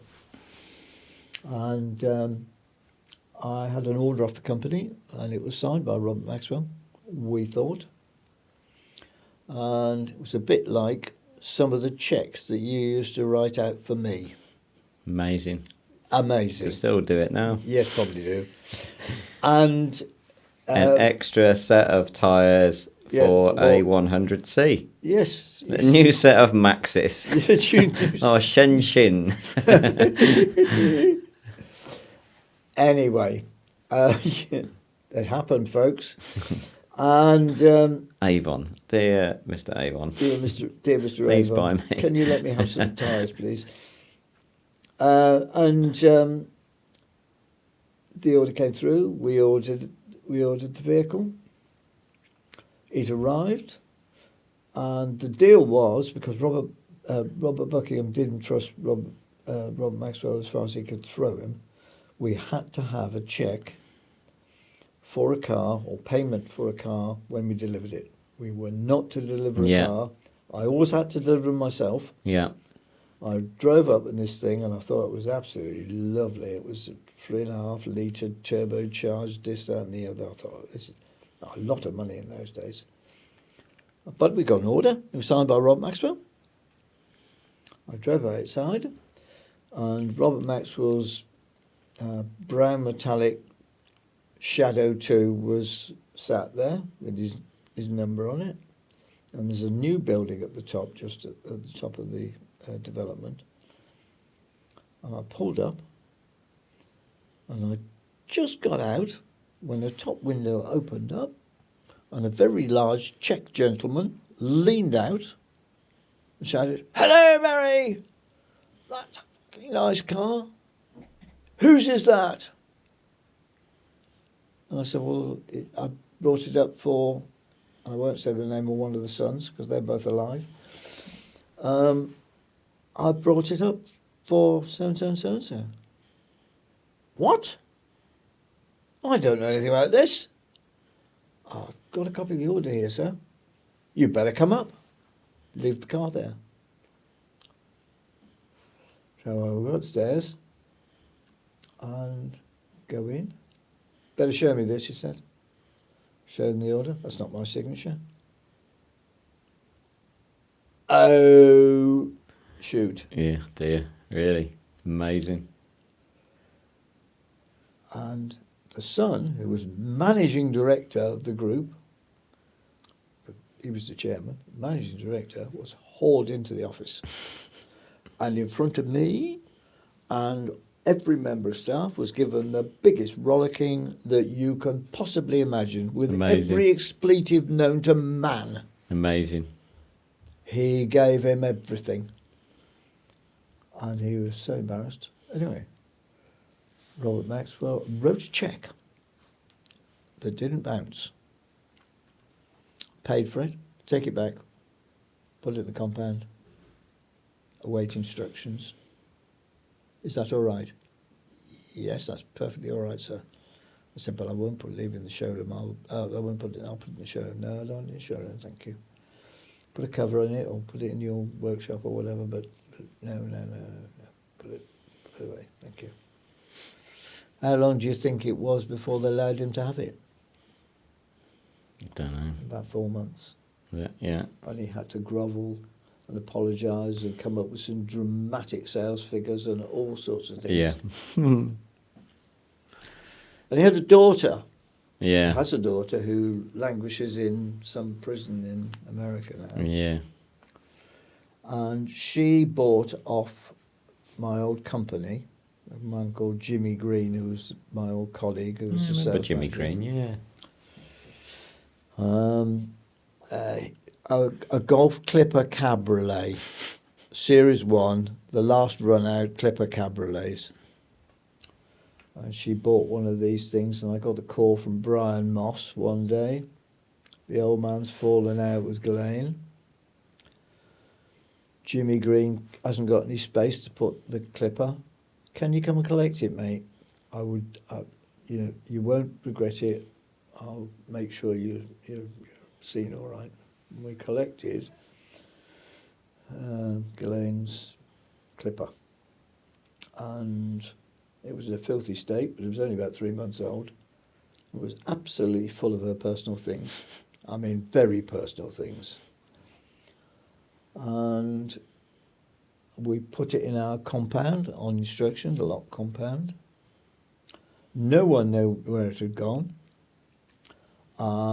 I instructed one of the valeters to take out absolutely everything, and there were all sorts of things in there, and put them into a polythene bag and shoved them in the cupboard where nobody knew where they were. And that lady did everything to try and find out where the hell her car was. And she didn't get it back for 6 months until she grovelled to her daddy. Yeah. Maybe didn't have the best of upbringings. I don't know. No, terrible. Anyway. So one of the things so I remember going to, so when you're working for NOG, we obviously went to a lot of BMW events at various horse trials, Blenheim, we went to British Grand Prix, so that would have been the time of the Brabham BMWs. BMW, Nelson Piquet. Yeah. So and we worked out conversations. It was at the inside of Surtees from. I'm not sure why I said it like that. Surtees.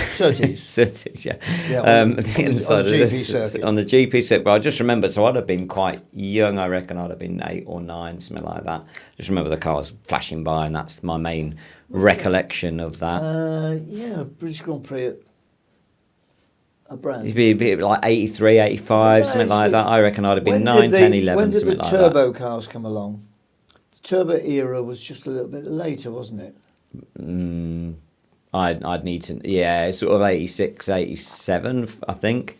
Maybe 85. Maybe 85. BT, what's the turbo? BT 52 or 53. Yeah, I think it was a BT 52. The Arrow car was the most beautiful.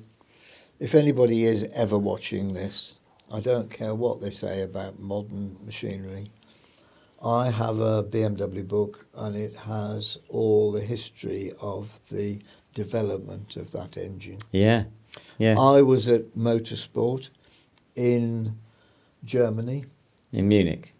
Yes, it wasn't in Munich. I was in Motorsport, and BMW Motorsport. I have actually seen the engine castings that had done hundreds of thousands of kilometres, sat outside. The workers were encouraged to piss all over them, excuse my French, because it was discovered that hardened the castings, and apparently it worked. I don't know. Mm-hmm. It sort of machine or age hardened them. Mm-hmm. And they were the engines that were stripped down and developed as the original development engine for the Brabham. Yeah, BT. the 1.5 litre, but producing 700 odd horsepower or something 1,000 ridiculous. Horsepower in. Oh yeah, that was it in qualifying trim. In qualifying trim, yeah, they only lasted from a 1.5 litre. They only lasted a few laps. Yeah, then it's they amazing, went banging up with an enormous bang. Yeah, 1,000 horsepower. Yeah. I think it was more than that in I think the Bergen's later ones, 1200 because they went out. Because you had one of the Flying Tigers cars in the showroom, Benetton one, didn't you? Yeah, did the green one from Benetton. Yeah, one of their. I reckon that was about 86. That was a Berger car, wasn't it? Car. It was a Berger car. Yeah, yeah. So it was when it was a Benetton BMW. That's right, isn't it? Matt Spitzley, there's a motor trade. There's a racing man. Tolman. He ran Tolman. Yeah. So he was one of our customers in he's a Shipston. Lovely. Do you know what I remember saying to him? I don't know whether he's still alive. You'll like this one, and I can't remember if I ever told you this, right? So I didn't know what Matt Spitzley had done, and so I remember, God, I remember dropping him back off, and he lived in quite a nice farm. Yeah, down a long lane. Yeah. Did he show you in the shed? No, I didn't. I didn't see that. But got a Mazda bird cage. No, I didn't see that. But I remember he was and he was he introduced me to someone, and he's like, this kid's this lad does his the lad that's he's cleaning cars for his dad, and he might be good. I'm good. Oh right, fine, okay. I was like that, and I was like, oh dear, sorry about that. Yeah. Anyway, things you regret. Matt Spitzley. Yeah, we got it through Matt Spitzley. Matt was just a lovely man. I don't know whether he's still with us. Don't know. I haven't a clue. But what a lovely He would have known Peter Gethin, who obviously Peter Gethin was, I think he was team manager at Tolman for a while. Yeah. They all knew each other. So fast forward, so you've worked for BMW, you've started your own BMW specialist when you finished from North Oxford Garage, and so that was 1990 to 97. I was working as a car valeter, and then I wanted to go karting. I put Karting magazine down on your desk and said, this is what I want to do, which you showed complete disinterest of doing. But then when I saved up for the go-kart, bought my first chassis. Your mum said he's not doing it, it's too dangerous. Well, hang on a second. Well, this podcast is not about me, but I should just say... No, too dangerous. Well, I wanted to go schoolboy scrambling. I wanted to do scrambling, but I wasn't allowed to do that because one uncle's quadriplegic, and and that was obviously before Clifford had his issue, disability. But so I was 18, so I could go karting, and saved up for the Bright chassis, the parallel frame. Do you remember that night we went up to Cambridgeshire to go and collect it? Yeah, we went up there. I can't remember where it was. Was it above some cooling towers or something? You said. I can't remember exactly. I just remember there was some cooling towers somewhere near. Yeah. Sunright's still around, isn't it? Yeah, the Sun still runs. James, yeah. And we went round there. I don't think I've spoken to them since then, actually, with the cash. Believe it or not. Is he still producing car chassis and things? I think so. I think so. Mm. Yeah. And they were, I suppose they were one of the premier kart chassis. Always there or thereabouts, weren't they? Always there or thereabouts. They were. And went and introduced ourselves. I said, you want to do it? And we bought the TKM complete, didn't we? Yeah. Engine and chassis, wheels, tyres. Well, no, we didn't. Actually, we didn't buy the wheels and tyres, did we? We bought those from Mr. Allen. Mark Allen, yeah. Mark. Yeah, well, his name came up just recently, so I'm now doing a bit of work with my former engineer, Jason Cull, and he knows Mark well. And is Mark all right? Yeah, I believe so, yeah. Good. And Ross is still, I think, working for Williams, and their other son that I forget his name, but he's now the main Birrell importer and has a good business doing that. Yeah. Yeah, no, I've got to get those guys on. But like, you tell the story. Obviously, I'll comment on it. Well, you obviously supported me when you saw that I saved up my money and did that and helped support with engine rebuilds and then helping me buy a chassis. We went for the A-frame chassis not long after, and then went into prior to that, Super One. I said, I'll tell you what we'll do. I'll come with you and we'll go down, and we met this guy from Chinna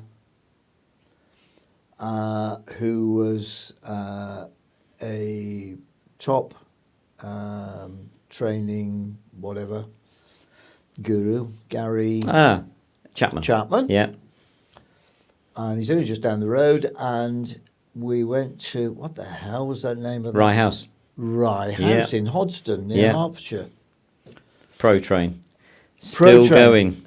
Still training people. Gary, as far as Gary last time I saw. was former, I think, British. Yeah, he was. Yeah, champion, he was Junior Britain champion. I think he was Senior Britain champion as well, maybe. And I wrote the book, this Karting on a Shoestring, with his dad, Steve. Yeah. Which was a great book. And the deal was, I seem to remember, the deal was, because we hadn't bought the car then, the deal was, I'll go and do the morning session, and you do the afternoon and whatever. I think we both did the morning, actually. I think we shared the morning. By lunchtime, you were so much quicker than I was. I thought, I'm wasting my time here going around here. He can have the time. So I said... I had so many spins on that day. Well, I'd got all the old road hat because I'd been driving on the road for a year and not really knowing how to release steering lock and use all of the track. So I just had so many spins because I was trying to go fast all the time. Yep. And we did that. I seem to remember the circuit's got big electric pliers. Yeah, it's got yeah. And it was at the back of a pub somewhere or other, over a canal bridge or Yeah. something or other. Did we ever go there again? Oh yeah, we did. We did a.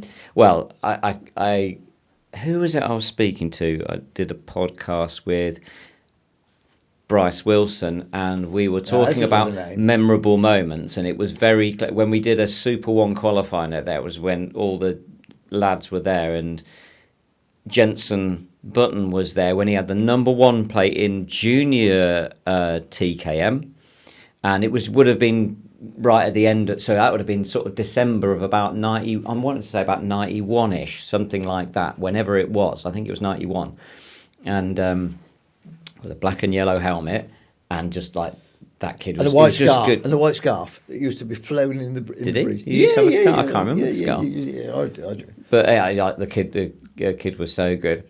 So we did TKM for a couple of years. You did? Well, so I decided that it would, because we were quite similar. We're quite similar in our mannerisms. I suppose anyone that's watching this podcast will probably tell that. But it's called genetics. Yeah, I suppose so. You wake up in the morning and you look in the mirror and you see your dad. Dad. Yeah. But yeah. So Clifford was a great spoil for that, in that he would lose his head, but it would never be in a biting manner. Do you know what I mean? He was a good spoil for that. You could take the piss out of him. Do you want to talk about Clifford? Well, we should. Would people be interested? Yeah, well, we should do. I mean, he was a great mechanic, and you always need someone that's trustworthy and reliable. Was my brother-in-law. I was his best man at his wedding, and great bloke, fascinating, full of great humour. But prior to that, the pair of them, both Stephen, his brother, and Clifford, wanted to own motorbikes, Scrambling. Well, the other brother was a mechanic and said, I'll do the mechanicking. And I'd got... That was Gary. Then. That was Gary. Right, yeah. And I said, all right, I've got time. I'm quite interested in it. I got time. We'll try and use the company van if we possibly can, but in any event, yeah, we'll go and do that. And we did all of that, and we went on from there. And Clifford showed a huge interest when you started going there, because he'd already done Scrambling, and because he was helping out Andy Corner at the time. One of my other podcasts. He was doing. I was going to say he was doing spanner work for and cleaning generally. Yeah. Andy had come in with a rally car. Was he on Skoda? Yeah, Skoda. Yeah. And he'd come in and it was absolutely honking filthy, and Clifford would power wash it. He was so good in his prep, and it's like, well, I remember reading it in again, Karting on a Shoestring. Cleanliness is next to godliness in terms of carburetor stuff, and that go-kart was spotless every time. Never had a chain come off it. Not once did I have a chain come off it in doing, like, we were racing every other weekend, and you'd do, 3 heats and a final. He had quite a few Walbro carburetors, mind you. Well, well, until we learned about Walbro carburetors from Carl Willoughby, and went up to see Carl Willoughby. There's another man, Carl. Yeah. Good I remember speaking Carter. to Chris Hartley actually about Carl, because he said, he works at such and such. I don't know. It was I think it was a racing team, and he designed at such and such. And I said, and Chris had said, do you know he used to race in cars? No, he didn't race. He was national champion. He was national champion. That was 93. 92. I think that would have 92. Yeah, national champion. And one of the things, obviously we used to stand and watch go-karts, and you'd see me fire it off just about every weekend for the first 2 years, really. Flashes of speed and, always quick, but usually firing it off. So you would have stood next to, so you got to know a few of the other dads quite during quite a lot of them. that time. Yeah, Chris Hartley's dad, Yeah. particularly. He used to pull his hair out like I pulled mine out. Yeah, great times. Thing is that with karting, it was one of those things, like motorsport, you have a tremendous interest in it. You got no money. You know you're going to struggle. You know it costs a lot of money, but it's like a magnetic attraction. Your mother was, she was hanging on by coattails to everybody, but what she was good at was the hospitality, the making the burgers, the cups of tea, the everything else that went with it. She was absolutely made when she gave Martin Hines, who was in a motorhome, and she gave him a hot dog. I've just given Martin Hines a hot dog. Bless him. The man with the little red shorts and the helicopter. He actually came into Shennington in a bloody helicopter. Did he? He came in a helicopter. He was. A lot of people have a lot of good things to say about Heinz. He actually helped a lot of people. Bob Pope, who, well, his daughter now runs Teesside karting, and he ran 24-hour Le Mans races for years, and he had a lot of good things to say about. He was a character. He'd been very, very successful in a gearbox kart. And his young Luke was his lad, and he was trying to bring him through the system. Great stories about Luke. I asked him to be a friend on this. He just popped up on the Facebook thing. So, friend for entertainment purposes. Yeah, I just thought. The fascinating thing about motorsport and karting at Shennington and Clifford is that Clifford was always looking to make fun or have a joke or whatever. And Martin Hines always had the biggest American motorhome. Hinesy and his motorhome. And he always had these motorhomes. Well, Martin had to have everything that was going. And, of course, satellite television was just coming out. Right, yeah. Early 1990s. Analog satellite TV with that MTV, Eurosport. With a satellite dish the size of goodness knows what on the front on the thing. And he had this on the top of his. Well, Clifford thought this was hilarious. So I don't know how he managed to get it, but he stole a dustbin lid. You know the old corrugated iron ones with the sort of like ridge on the top? He stole a dustbin lid, and he got a broom handle, and he strapped all this lot together with a broom handle, and somehow or other he stuck it on the side of my caravan. Amazing. In the pits, and of course, that's funny. But you talk about Clifford. We started to talk about Clifford. Yeah.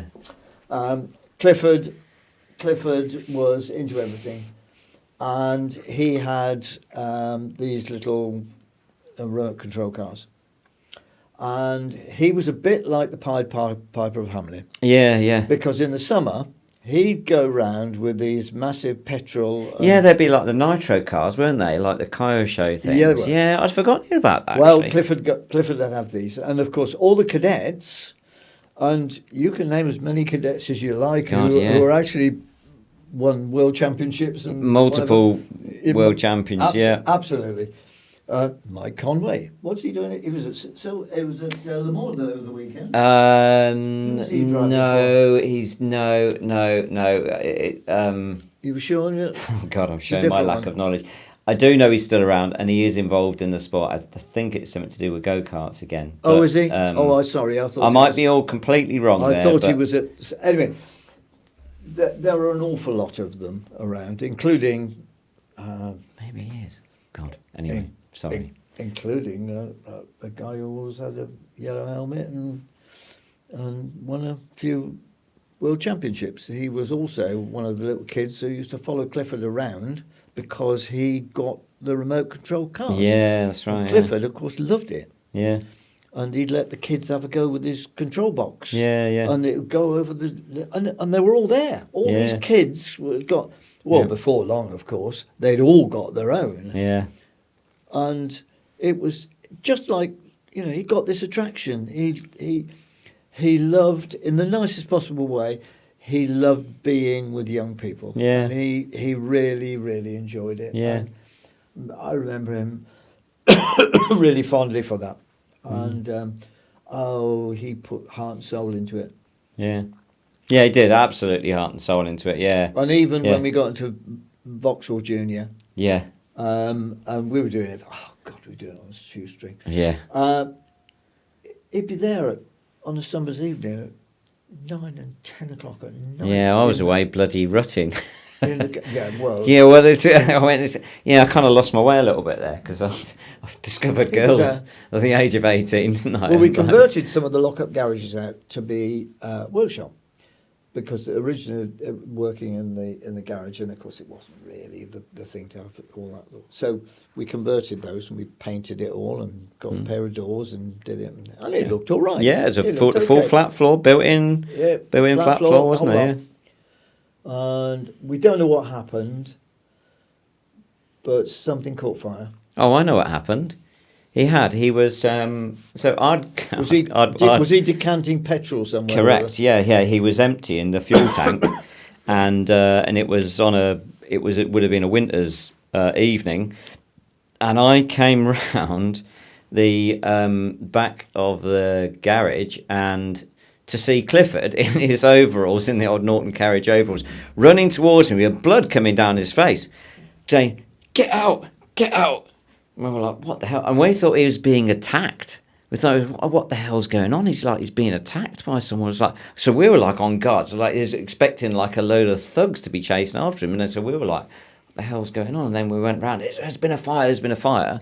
And then we went round. And so what he was doing, he was emptying it into a drip tray, emptying the fuel tank into a electrical spark or something. Well, because it was a cold day, he'd got a fan heater on the other side of the workshop because it was a small workshop, only got the size of this. The vapor went past it, electric. It was spark. It was an old heater that had got a spark and the vapor and it. I can't remember. Gone up properly. And he picked it was on. He got it halfway out. Yeah.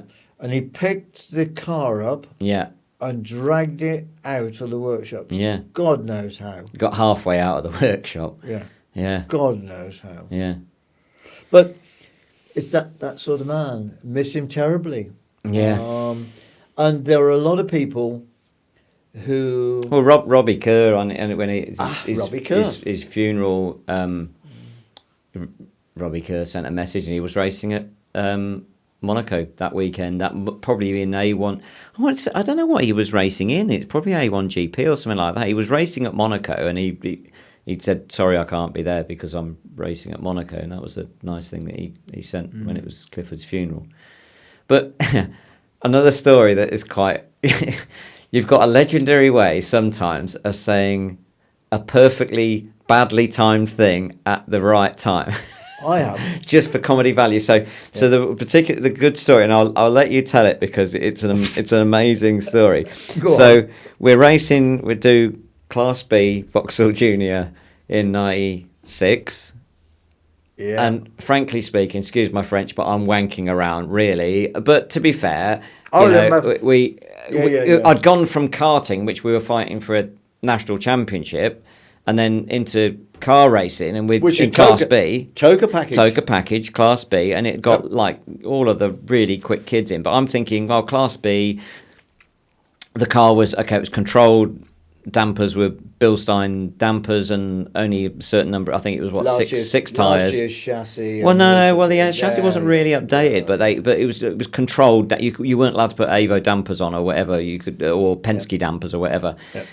But Were they Avo dampers? Maybe it was Avo as standard. Anyway, I can't remember. It was a controlled dampers. But the cars, we were told by the top teams, the cars were within about half a second of the Class A cars. Yeah. And so you could do quite well in a Class B car. We actually stupidly believed that. Well, I wanted to do Formula first, but that's another story altogether. Yes, it is. Yes. We can't be doing that. Can't turn the clock back. Not enough publicity. Yeah. Anyway, but so.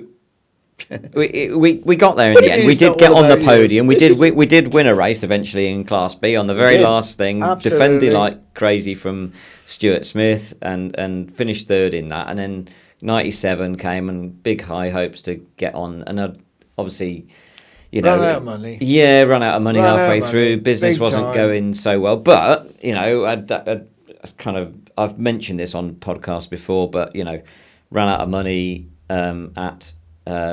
Croft had a big shunt, took 3 corners off it, had to miss 2 or 3 races, so I don't give a toss at this point. And but that was the making of it, because I was dead relaxed, went into it and had a mega race with Pitsonia and got on the podium and got fastest lap. And looks like you've run out of time. That'll be. No, I think we're all right, and that's just. Oh, well, we'll carry on. We'll just do a 1-to-1 on this. Yeah. But What was the best bit is the story was in. You're not going to talk about Donington, are you? Yeah, Donington. So this is end of '97. So You've done a test in the slicks and wings. It was in Ray Stu Rowan. Mosley's, Ray Rowan's. Yeah. Stu Mosley had been racing that year. 2-litre Formula Vauxhall, and so. You rock up, having obviously doom and gloom with the business, and John Button was stood on the pit wall. Yeah, right. Well. So you knew John from? I knew John standing from on the knew John from karting. Nice bloke, would always speak to everybody. Famous for having filthy, dirty hands at all times. He always had black nails. He was always grovelling about in karts. He.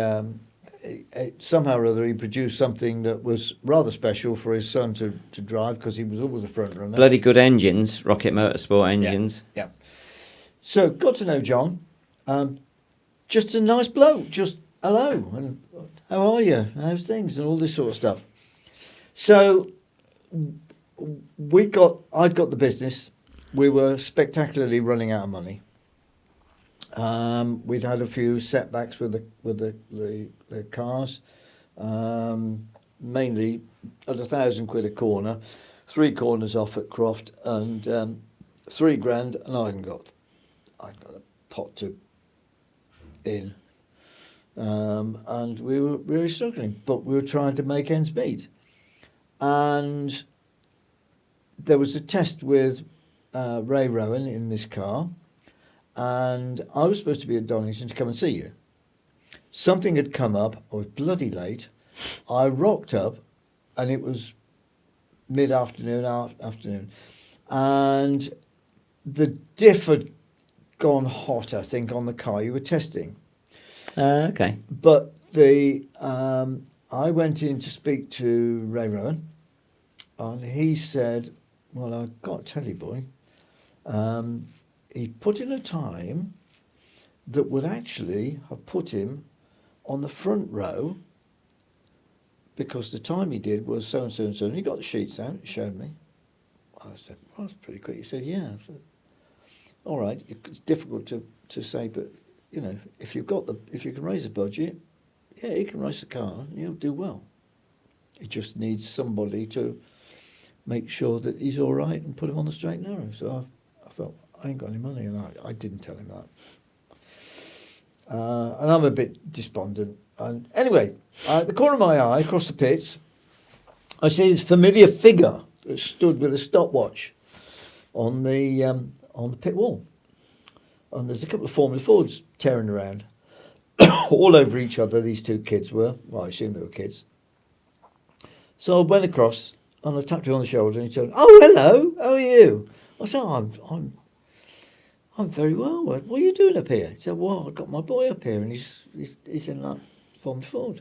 That was his first test in Formula Ford. Very first test in Formula Ford. No, who was it? Who was driving the other one?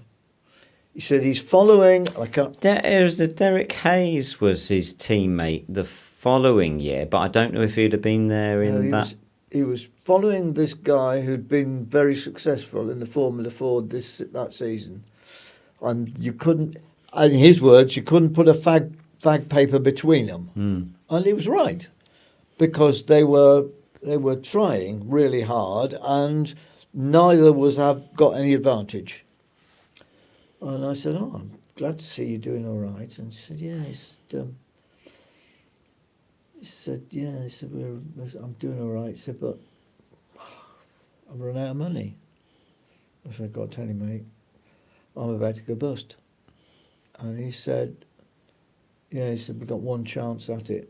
We've got one chance at it. We've got a company." Now, I think he said, I may be wrong, Astra. Would that be a satellite company? There was, Astra at the time was on the side of his go-kart, and I remember when he was doing Formula A in Europe, Astra was on the side of there, so I've got no idea. Well, that's what he was doing. He said, "I've got an opportunity of raising the money through them, providing that they're convinced that he can do the business, and I've run out of money, mate. I've gone." Did you then try and persuade him that motor racing is a complete waste of money and he should think twice? I just said to him, "I thought about it. We spent bloody fortunes." I said, we're both reasonably successful in karting, weren't we?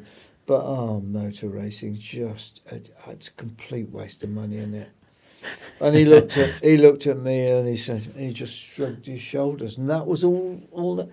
And it was that moment. "You don't want to do this, John. It's going to cost you your house." "You don't want to do this, John. It's going to cost you a bloody fortune." I actually said to him, "You don't want to do this, John. It's going to cost you a fortune." And I can't remember what he said, but it was, "Yeah, I know," or something like that. Yeah. And the rest, of course, is history. Yeah, that was funny. But bless him, he was so immensely proud of young Jensen, and he used to turn up at circuits. I remember seeing Jensen turned up. We were at Paul Fletcher's. Yeah, because he came back to do it when he was racing in Formula Ford F3. Yeah, and John turned up in a suit, and I saw him, and he saw me. And I don't know whether you remember those things. Anyway, shook hands, and he was with loads of dignitaries and everything. They were all falling all over him because his son was doing really well. And I didn't even say anything. I just said, "Nice to see you." And he said, "Yeah, nice to see you." And off he went. But he was so immensely proud of his son. And he used to turn up at the F1 events. And I used to think, yeah, but for the grace of God, really? Yeah. There are so many peddlers around, and you've seen them, and everybody that you speak to will have seen them, who have immense talent but no budgets. Yeah. And we've all seen the pay drivers who are all right. They're quite good. Some of them. But there are guys out there that are better. Yeah. But they've got no budgets. Yeah. And for whatever reason, they either don't seek the company to put money behind them, or whatever the circumstances, they don't raise the budgets. And, there is a glass ceiling. It's sad, but why I am pleased that Jake Hill and Simon Hill, who you work with them, have been successful, is that there are other arms of motorsport that are open. You don't just have to have open wheel. Yeah. Well, also those guys are, and with the help of people like John Miskin, the quiet background people, and I'm sure probably 100 other people that I remember when Simon said he could name that supported them, is that's an absolute testament to someone and a couple of guys who just didn't give up, and he drove some shit boxes in the early days of his touring car career, and stuck with it, and some pretty average teams, and came from, and it was great to see at the end of the season when he's talking to Tim Harvey and talking to, I can't remember who else it was, but it was saying that you were the wheel cleaner at such and such team, and he's come from the ground, so he's appreciated it. Well, and so you do get those mega stories in motorsport, right? So it's getting quite late. No, but there's one more story that I want you to tell, and it's not a motor racing story, but we've got to get this on camera because it's just the most priceless story, and it's just amazing. You're a big. Quite a few. Yes. There's quite a few, yes. And they are true. Don't say that. Oh Jesus, he just said it. Well, no. What I'm saying, that's what. It's one of your specialist subjects. 3 hours. Yeah. yeah. Don't say that, Dad. Not now. Oh yes, he's just said it. No, right. You So cut out whatever you like. No. I'm talking about that's your specialist. That's your specialist area. Talking of which, so you're a big Oxford United supporter. Have you been Oxford United supporter your whole life? Forever. Yeah. My granddad Smith, who I mentioned at some earlier stage, was a Wolverhampton man, and when he came to live in the village, he was a big Wolves supporter. Wolves played in old gold and black kit. That was their colours, which is like an orangey gold colour and black. And the only reason he went to watch Headington United play football was that they played in old gold and black. And that was the only reason. And eventually he talked your granddad, my dad, into taking them because he could drive. He got a car then. And granddad never drove after hitting an autobahn bridge just after the war. And yeah, from then I took my little baby brother, and he's a bit older than the baby brother now, and we went into the ground. He was about 9, I was about 11 and a half, I suppose. So yeah, always been. My dad was, my grandma was, my mum was. Now you're very very passionate about Oxford United, very passionate, particularly if they've not played well, and particularly on one particular game that you. So tell the story of Burnley and the caravan. No, not Burnley and the caravan. This is a certain manager that, as he was walking into the tunnel. I'll tell you about him. We had a very Yorkshire manager who'd been very successful, but he'd been a defender with Sheffield United. Chris Wilder.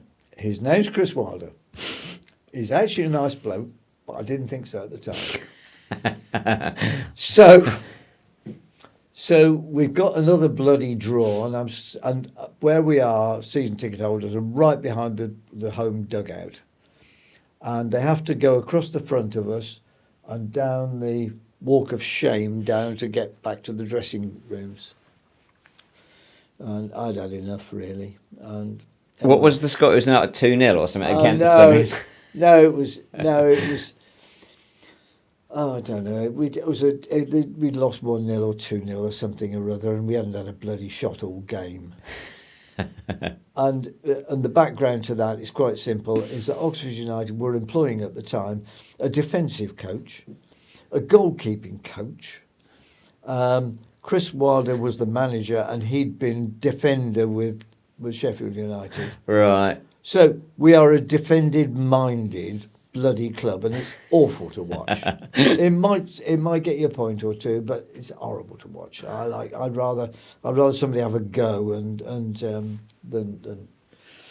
Anyway, Chris was head down, just going across the front. This is at the end of the match. At the end of the match, they were all parading off the pitch, and I'm leaning over me, looking down at them, and I said, "Chris," and he turned around. I said, "If you don't shoot, you don't score, mate." Wow, the look on his face was a picture.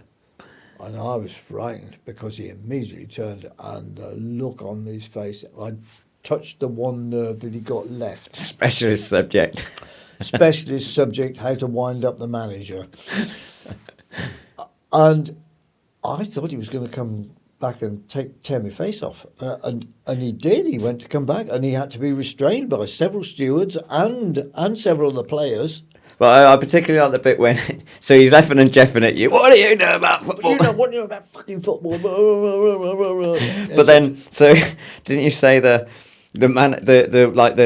junior coach or whatever, the assistant coach dragged him in, and then he came back out for a second? He came back out for some more. He turned round. They thought they'd ushered him off, and he'd obviously decided he was going to tell me. And he came back for some more, and the steward saw him and grabbed him. Anyway, my brother Ian and my nephew, his cousin Andrew, were alongside me, and they were saying, "Yeah, you gobby, you shouldn't have done that. That was the last thing to bloody do." Anyway, well, I told him, I pay the bloody money. I've been coming up here for years. When he's gone, there'll be another manager, and there'll be another set of players, and everything else. Blah, blah, blah, blah. And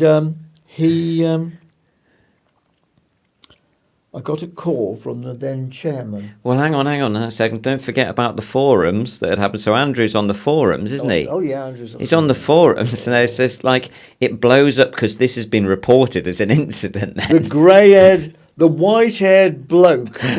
Long-standing Do you know fan. this man? Oh, God. And I thought, So it got like 6,000 likes or something, or 6,000 views on this was one post on the fans forum. And I got a call from the chairman. Didn't you get a call from Radio Oxford first? Oxford, from was it Radio Oxford? Jerome Sale, BBC Radio Oxford. BBC Radio Oxford. We've identified you. He said, we've got your number off because you're obviously a season ticket holder. I've got all my details are all online. And they all know each other. So let's have a look, find out where he's from. We've got his number. So, and I said, would you like to comment? And I said, no, it was an off the cuff comment. No, I don't. I didn't think I'd get that reaction. That's the truth. I didn't think I'd get that reaction. I thought he's off, but he didn't. He was hell bent on ripping my face off. He was convinced that he knew more of that. And there was the sort of tirade that, as it was going off, was sort of, what do you know about it? Well, I've been here for 40 odd years, and I think I've seen a few football games. I think I can afford to blah blah blah blah blah. Well, you don't know anything.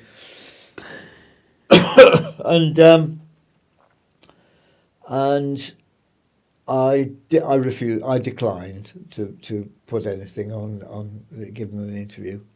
And then I got a call from the chairman, the club chairman, who'd obviously got involved because it had become sort of big news. This support had been abused. Yes, it's now gone on the abused lifelong fan. This long-time fan had been abused. I thought, oh, God, he didn't do me any harm. So, would you, if I get someone to call you, would you be prepared to meet him next home game? Like a stupid idiot, I said, yeah, I suppose so. Well, I told Andrew immediately, nephew Andrew. And he said, oh, we'll come. Moral support. And his girlfriend at the time said, we'll come with you. We'll be all right. You'll be all right with us. Ian didn't want to know anything about it. No, I'm not associated with this as well. I'm not getting involved in any of this. Yeah. And the club secretary, Brown, his name is, I can't think what his Christian name is, said, yes, okay, well, thank you very much, but I'll take you through to the office. And I was shitting myself. And Andrew was thinking, oh, I don't know, this is going to go. Anyway, the guy was at the other side of the desk, and he'd obviously been told, you have got to sort this out, mate. We can't have this. It's adverse publicity. We're not having this. Old old long-term supporter being abused is not the headline we want. So you're shitting yourself and he's shitting himself. What? So anyway, we shook hands and everything else, and I explained the situation. He said, "Well," I said, "I'm a defender. We aren't playing well," and he was justifying. And I said, "Well, I know all about that, but it's just awful to watch." Anyway, he said, "Well, hopefully it will get better," and that was the end of that. He left the club relatively soon after that because he had an offer from Northampton Town. The following season, he got Northampton Town up into the next league. He'd done so well with them, with no funds and everything else, that he was attracted by, I'm not sure whether he went back to Sheffield. I think he went back to Sheffield. Yeah. Sheffield United, who had a terrible time. The following season, he got Sheffield United into the Premiership. Yeah. He's now a star manager. Yeah. Yeah. Brilliant. You know, Then- Chloe's dad went to school with him. Yeah, I understand they were schoolmates. Yeah. Well, I don't know. They're in Well, the same year, at least. Yeah. Yeah. So I understand. And Chris Wilder, like a lot of managers, was sacked because the year after that they were relegated. But you said during that meeting that he was renting a house or something from Yes, one of from- our relatives randomly Yeah, enough, he and was. so it all went actually well, and the James meeting went well. James Gamage, who is your mother's cousin, and James works at the club, or he does some voluntary work at the club, and he's always at the club. And bless him, he's always around. I like James, and I see him up at the club from time to time. And Chris was in fact renting a house from him, and Yeah. it all went well in the end. Yeah, 'cause just I have a think conversation. Well, that's what these things are about. It's just like a one-to-one conversation. 'cause But things- it was fascinating. It was absolutely fascinating. You said you saw Timmy Mallet on the way in. That was amazing. Timmy Mallet is a long-term Oxford United fan. He's always at the games. His son's always at the games. There are several actually. Michaela Strachan's another long-term. Oh, I didn't know that. Is she a local? She at Oxford. She's a local girl, is girl. she? Yeah. And I think she lives in South Africa now. She comes back for doing spring watching. Yeah, she can keep that Chris Packham out there as well. We don't you start about him. And yeah, I was talking. Funny enough, I was talking to Michaela at the football just before spring watch, which obviously come back again to do the series. She's a charming lady actually. Very good, very Nice good. lady. No, I just thought I thought I'd end on that story because that's an absolutely absolutely priceless Football one. is great. I have bought my season ticket for next year. We have stayed in the championship. Yeah. We're hoping Against to get all the odds. I'm hoping to get Danny Watts in here at some Yeah, point. Danny, He's get going to be Danny Watts absolutely in brilliant. here. He's a Obviously, kid. yeah, lifelong Oxford United supporter as well. You know, even his helmet colours are Oxford United colours. It's blue and yellow, isn't it? Blue and yellow. If you look at his helmet, which is on display, by the way, at the Silverstone Museum, because it was obviously he was very successful as a racing driver, and there's Oxford United stripes on there. Anyway, I think we'll wrap it. There's so many more things that we could talk about, so many more stories and stuff. But I should take the opportunity to just thank you for supporting me in my motor racing and all the endeavours. I'd like to say it was a pleasure, but on the more occasions it wasn't. But I think the fact that you are still earning your living in racing, in different forms, is justification. And that's probably the first time I said that to you. Yeah, it's justification that all that effort, that time, that everything else. There are times when I'm thinking, yeah, you probably still do it, but there's always a young peddler behind you, isn't there? There is always there's always somebody who's champing at the bit, and there is. But I think one of the things that you learn, by the time you get up to 50, you've been around the block a little bit, and you've seen a few things, and you can be. Sometimes you need a steady hand, particularly, what I've just got involved in doing, which is running events now. And doing automotive training occasionally in between and car launches and stuff. But sometimes you need a bit of a steady hand and someone that speaks the language, and that it's only experience that brings that. And so you see a lot of people that are of my age that have come up from cadets and junior karting into instructing together, coaching together, racing together. They're the ones that are kind of like team managers now and event organisers, or people like Charlie Hollins, for instance, who raced with Charlie. He was a junior karter, and How about Chris Hartley, who's one of the best commentators around in motorsport? Yeah, one of the first people I met in motor racing. Lovely family, lovely people. He's got slightly less hair now than he used to, but nevertheless, so have I. I'd like to say we all have, but you haven't. You've got the opposite way. But no, people do stay in, and I think it's a good profession. I think it's hard, but there are niches, and I think people do find their niches sometimes. And I think you have. Yeah. Well, we'll keep trying. Go on, then. Anyway, we've got a media wall to build tomorrow morning. To bits and we're no, I'm not. I'm just going to put it straight out as it is. Absolutely nothing. Nothing's going to be cut from this. We've got a media wall that we're doing. No, we've got a media wall that we'll do. And I think you were just as stunned as me that we actually slotted that thing straight in and it fitted perfecally. Yeah. You were stunned. You were stunned. No, I wasn't. I was just you were doing a good job. Anyway, yeah, I was like... Yeah. You can say, please like and subscribe. That'll save me from doing it. Yes. Like and subscribe. Well done, He needs all the money that he can lay his hands on. It's not money. It's not money. Subscribing. Subscribe. Very good. Right. Thanks, Dad. Okay. Switch it off.